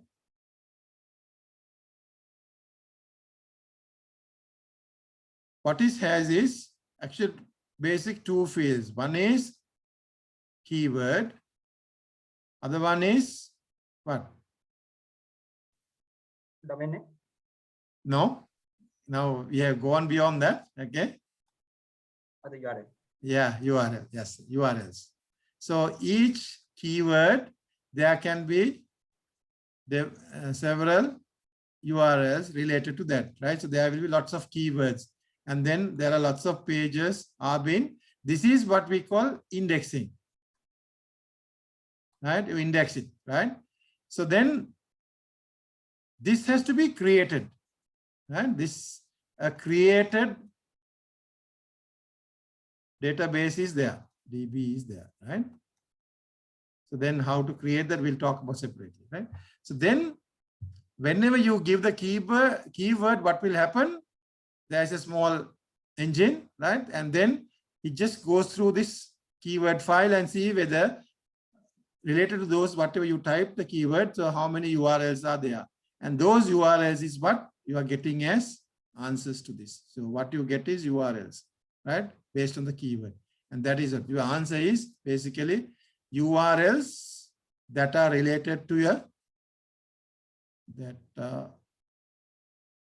related to your keyword or keywords. Okay. So this is what the search engine is. It will not go and try to get those information when each, it will take long time because this is like a huge, right, library. That's what I said, right? So just don't ever imagine, right? Someone can go there quickly and get something. No, right? But then building this, indexing this database, yes, right? A human actually can't build this today. That's where like we do automatically, right? So these are the bots are doing that. Some people call AI, right? Bots are doing that, right? Because analyzing these pages one by one, and they build this automatically, right? So that's how this is being built. So this is what a search engine is. Search engine has a keyword and URL mapping, right? So whenever user provides keywords, it just try to give whatever the related URLs from that database. Sir, Yes. so is it possible to show us the internet regarding this kind of example? Yeah, just you can. Yeah. Where now let's say this is one search engine, right? So there can be another search engine here, right? So that is a search engine 2, I would say. It also has a database.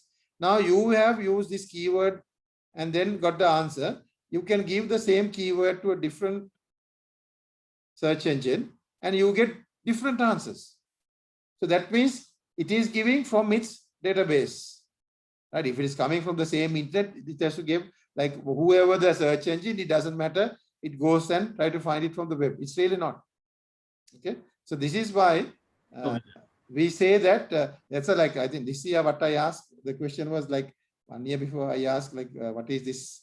How does a search engine work? Sort of question, like then you have to talk about keyword and URL. This year what I asked, there are 2 search engines, search engine 1 and search engine 2. There was someone complaining and someone saying that search engine 1 is better than search engine 2. So my question was, how do you say that search engine 1 is better than search engine 2? So can you answer that? That is, I think last year I asked that question. One is properly indexed. Sorry? Yeah, it's properly indexed. That's the right answer. Any other answers who can tell? Relevance of results. Relevance of results. Okay, good. Right. So both are providing the that information we are searching? Not both. Like I'm saying, one is better than the other. So I'm asking why that one is better. So like relevance, the performance, and other things. And you can say that that best one might be it has a bigger, larger database. Database. Yes. Database, because that is also like another reason that these you can give. So there are a lot of answers different. So I ask only one reason to give like one reason. Like so, if I ask give me 2 reasons or 3 reasons, you should be able to tell. So that gives like okay, you should have understanding. Okay, this is how searching happens, right? So bigger the database, you get more. Like of course, sometimes you can say bigger is not good because it has like unrelated ones, but of course then it won't be the real bigger because user acceptors will not be there. But relevance is also good, right? Timely, how fast you get the answers. So these kind of solutions, like this is why we like this search engine.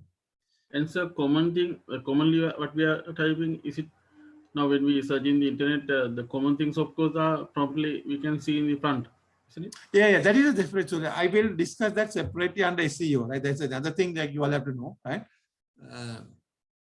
Yeah, this first, let's look at the basics part, right? Knowing about a database, and this is what the searching is all means to you, right? Yeah, on that, I think this is where like a lot of people have said like finding information is very difficult, inability to find, right? So then you have to know effective internet searching. That's what I said that you should know, like if you don't know, watch some videos, right? Now, so there are lots of search engines, right? So Google is one, Bing is one, Yahoo, Yandex, Baidu, DuckDuckGo, Ask, AOL, like there are so many, right? But if I ask all of you all, what is your search engine? Probably under my other group, like weekend group said 100%. All the students who were in the class, they said we are using Google, right? So then we have to see like why Google is we are using. I'll come there. So these 2 slides are because I'll show that. So this is the reality, right? Because if you say look at Google's index page size is 40 billion. The closest one is Bing from Microsoft, which is about 13.5 billion. Okay, so those all the other search engines are not that, right? You can say that GigaBlast, DuckDuckGo, Baidu, Yahoo, Yandex, right? So very, very small, right? So it's just great. It says greater than 2 billion, but just 2 point something, 2 plus, right? This 40 billion is 13 billion. Okay, this way like Google has about like 90 plus market share. Okay, I'll come there. Before that, I go back because 2 slides I jump. So this is the note, right?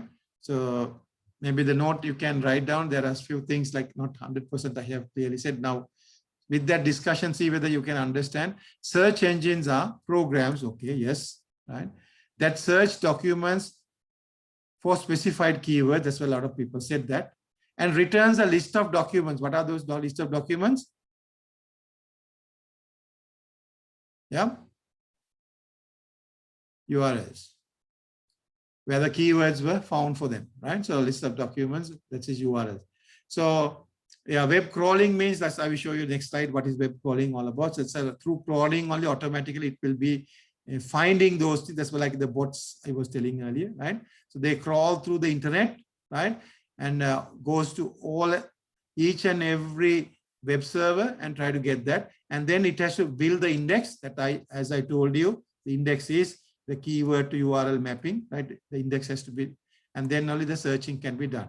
So the web search engines get their information through web crawling, right? Site to site. It takes time. So now a small scenario. For example, let's assume the scenario here, right? So this is whatever Google's index, right? And this is your website, right? Your website has new content, right? But just assume you put the new content today, 18th May. The bot here, the Google bot came to your site to search everything on 15th May, right? And then it was doing all the searching, all the pages, and it has indexed, right? Now 18th May, you have updated more pages, like another 100 pages you added, just assume. But if anyone is searching with those keywords, will it get? No, because this was not those, because the bot came 3 days before, right? The bot will come again after 2 months, let's assume. So till that, these will not be indexed. So it's like you can't say, so like even though like our pages, we can't find it, it's not available on Google, like we have just put this website. So don't blame on the website designer or your IT department. You don't know how to do this work, right? I'm going to throw you all out and get a new team, right? Because it's just not their fault, right?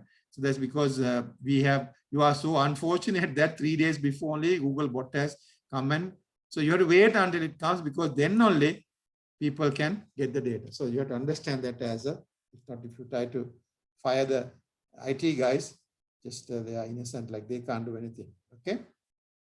And these are not human assisted database creation. Google is just all done by automatic. So this is what the web crawling all about. So this is the databases. Databases, right? So the crawling search engines, what they do, like these are bots like spiders, or different names are there. Web crawlers, web spiders, or web bots, right? They reach web page by web page, right? And get copied and put to the database for indexing, right? So this database is what the search engine will be using with the keyword you provide. Okay. On this. Now this is a small experiment I did, right? So you can see here, I just typed Colombo MBA program on Google. This is not very recently, because of the, when you do that now, right, after my lecture, you might not get the exact number. I got 485,000, 485K answers, right? And then Faculty of Management is there, Colombo, right? And then I put with double quotes, Colombo MBA program. I was able to reduce that 485,000 to 1,370. You can see that's a reduction. This is like effective web searching. Like I put double quotes just to get a string rather than say this or this or this word, right? That's where like when you put words like that, it's a huge, right? Sometimes you get a few millions of hits, and then you can't imagine like millions of hits means millions of URLs have been written to your web query or the keywords that you have provided. So it was not a good solution because you can't go through this each of these 2 million or even 485,000 URLs that were given to me, right? So we'll talk about like how to get your one here first, right? That is what we call search engine optimization. That's separate we'll talk about, right? So you can see that when I do effective with double quotes, I got reduced, and then again I got an answer. Then what I did was with double quotes, I put it on a Bing. I got only 23 results. So this is where like you can see these two are related. Right? Clear that. So this is like someone like I think Jihan was also trying to tell like this is a database size, right? It's the same thing. Double quotes Colombo MBA program, right? This is like answer to Jihan's question, right? So this database returns me 1,370. This database returns me 23, right? And then I went to Yahoo website, right? Search yahoo.com, and then it never gave me a number like this, right? And also it gave me a very wrong answer. Like I said, Colombo MBA program, I just got something. And he was just trying to give me some, change my query, right? But he was not trying to give me answers, right? So you can see here, very small experiment, right? So that what a search engine is. So then you can able to understand the theory part I said, like in the practical sense. So this is the difference, right? But also remember, we were just talking here, Google, right? If I also don't know, like I think there are some estimates. If this is a whole internet, right? This is a full internet. The content that we have, probably, like I also don't know this number. I'm just articulating this number for the lecture's sake, right? So let's say 100 billion, right? Let's say web content is there. URLs or resources. But look here, Google has only 40 billion. So 60 billion. So probably Google has indexed only, this Google is the biggest one, right? So what I'm trying to show here is a scenario only, right? Not the reality, right? This might be different, but not so different. So now, if this is the content you are trying to find, right? But this is what the dark black area is what Google has already been indexed, right? This is the Google web database, right? So whatever you put keywords and try to find, will you get this URL? You will never get it because it is not in the database, right? So there can be content. Don't say that when you search Google and say that's not on the web, right? You just someone is bluffing, right? It's not there, but him or she might know that's there, right? So, but that is what he or she has told, like, okay, but they said it was there, but I can't find it. I use all my effective searching techniques. I'm very good at that, right? But still you can't find because it can be because web might have, the Google might have not indexed that. This is a very another hypothetical scenario I'm trying to give, like, let's say this is another search engine. Let's say this is Bing, right? Looks like I'm trying to promote Bing here now. And then if you use Bing, probably you get it because it's been indexed area. So that's why, like, so my recommendation here is not to promote Bing. Yes, Google is the biggest database. Of course, it is trusted and a lot of people know that the answers are you are getting. So you can use it. But if you had a situation where you tried your best, but it is not returning whatever you want, you better try some other databases. They might have indexed different areas, different resources. So you might be able, right? Within double quotes, right? So in that case, if you were successful, that will be the scenario here. I'm just explaining, right? I'm not saying all the time. So someone can say, so Google guy come and say, no, like don't try to do that because if this is Google database, this is Bing, this is what, this is that, this is good, this is good, this is that. So then we are under all, right? So then of course, if you can't find in our, right? So this is another story, right? This is another business talk from Google side, right? So you need not to search on others, right? So that's one scenario. So I also don't know, like I'm not Google, I'm not Bing, right?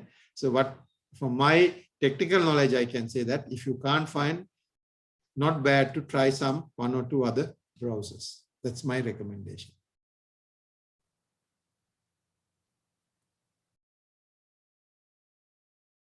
Okay, so I think I will end the lecture here today, for today. So I think still we didn't cover the first note. That's all. That's what I told you, like first and the third note is a bit longer. But however, the second one don't take that long, right? So we will discuss that next time.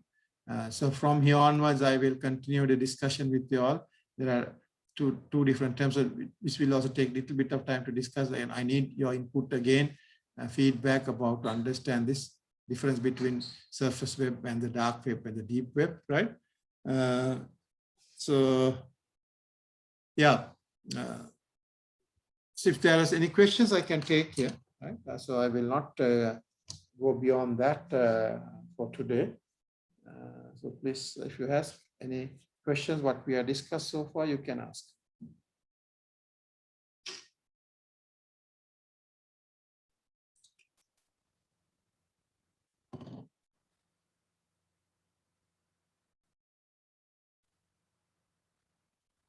Looks like everyone is fully confused, or like maybe you have understood and.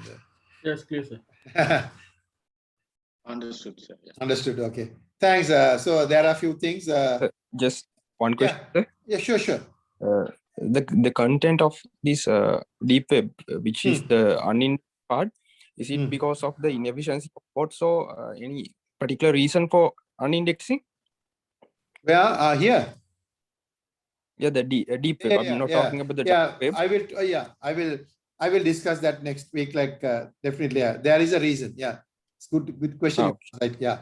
So this is indexed web. This is unindexed web. That's why like we were talking about that. Now that's what I want to discuss. Then you will easy to understand that, right? Yeah. Yeah. Remember. So with that question, I will have a quick update. So whenever search engine is running, right, we discussed there is a database. The database, whatever index ones only, like it will return as answers, right? So it might have index up to some percentage, right? Like it's good to search and see whether Google, what is the percentage of indexing in their database, like if Google says that, right? Because the only thing is that people should know, like, because no one knows about how big is this, like it's so big, and you can't get a total estimate. If you go through all, then Google said that we have gone through that as well, right? But yeah, some documents I have seen, they are saying not 60%, like sometimes a bit more than that also they are saying they have indexed. Yeah, whatever being indexed means it is there on the search engine, right, database. If it is not indexed, right, so then definitely those content will not be on the search engine. That is what we discussed, right? But that's why, like next week when we discuss that, with respect to deep web and the surface web, the story just changes a little bit, right? But with this knowledge, but then we will go a little bit knowledge deeper in that discussion. I will take that next week because it takes a bit more time.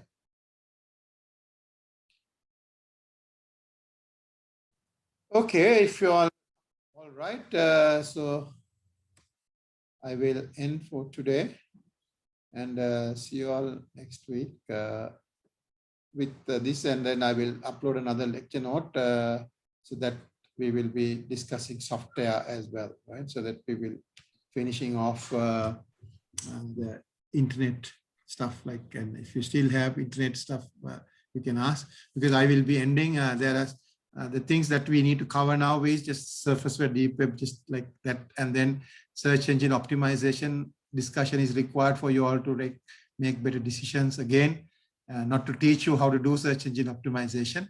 And then finally, we will move to the cloud computing, and we'll talk about cloud computing that is also related to internet. And then basically we finished off the internet discussion.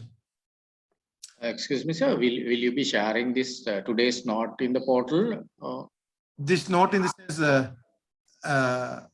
portal at the moment, like what I have put is the slides that I have, right? Yes, sir. Currently, I am recording this discussion, right? Okay. I Okay, sir. discuss with the coordinator, see whether I'm always okay to give that.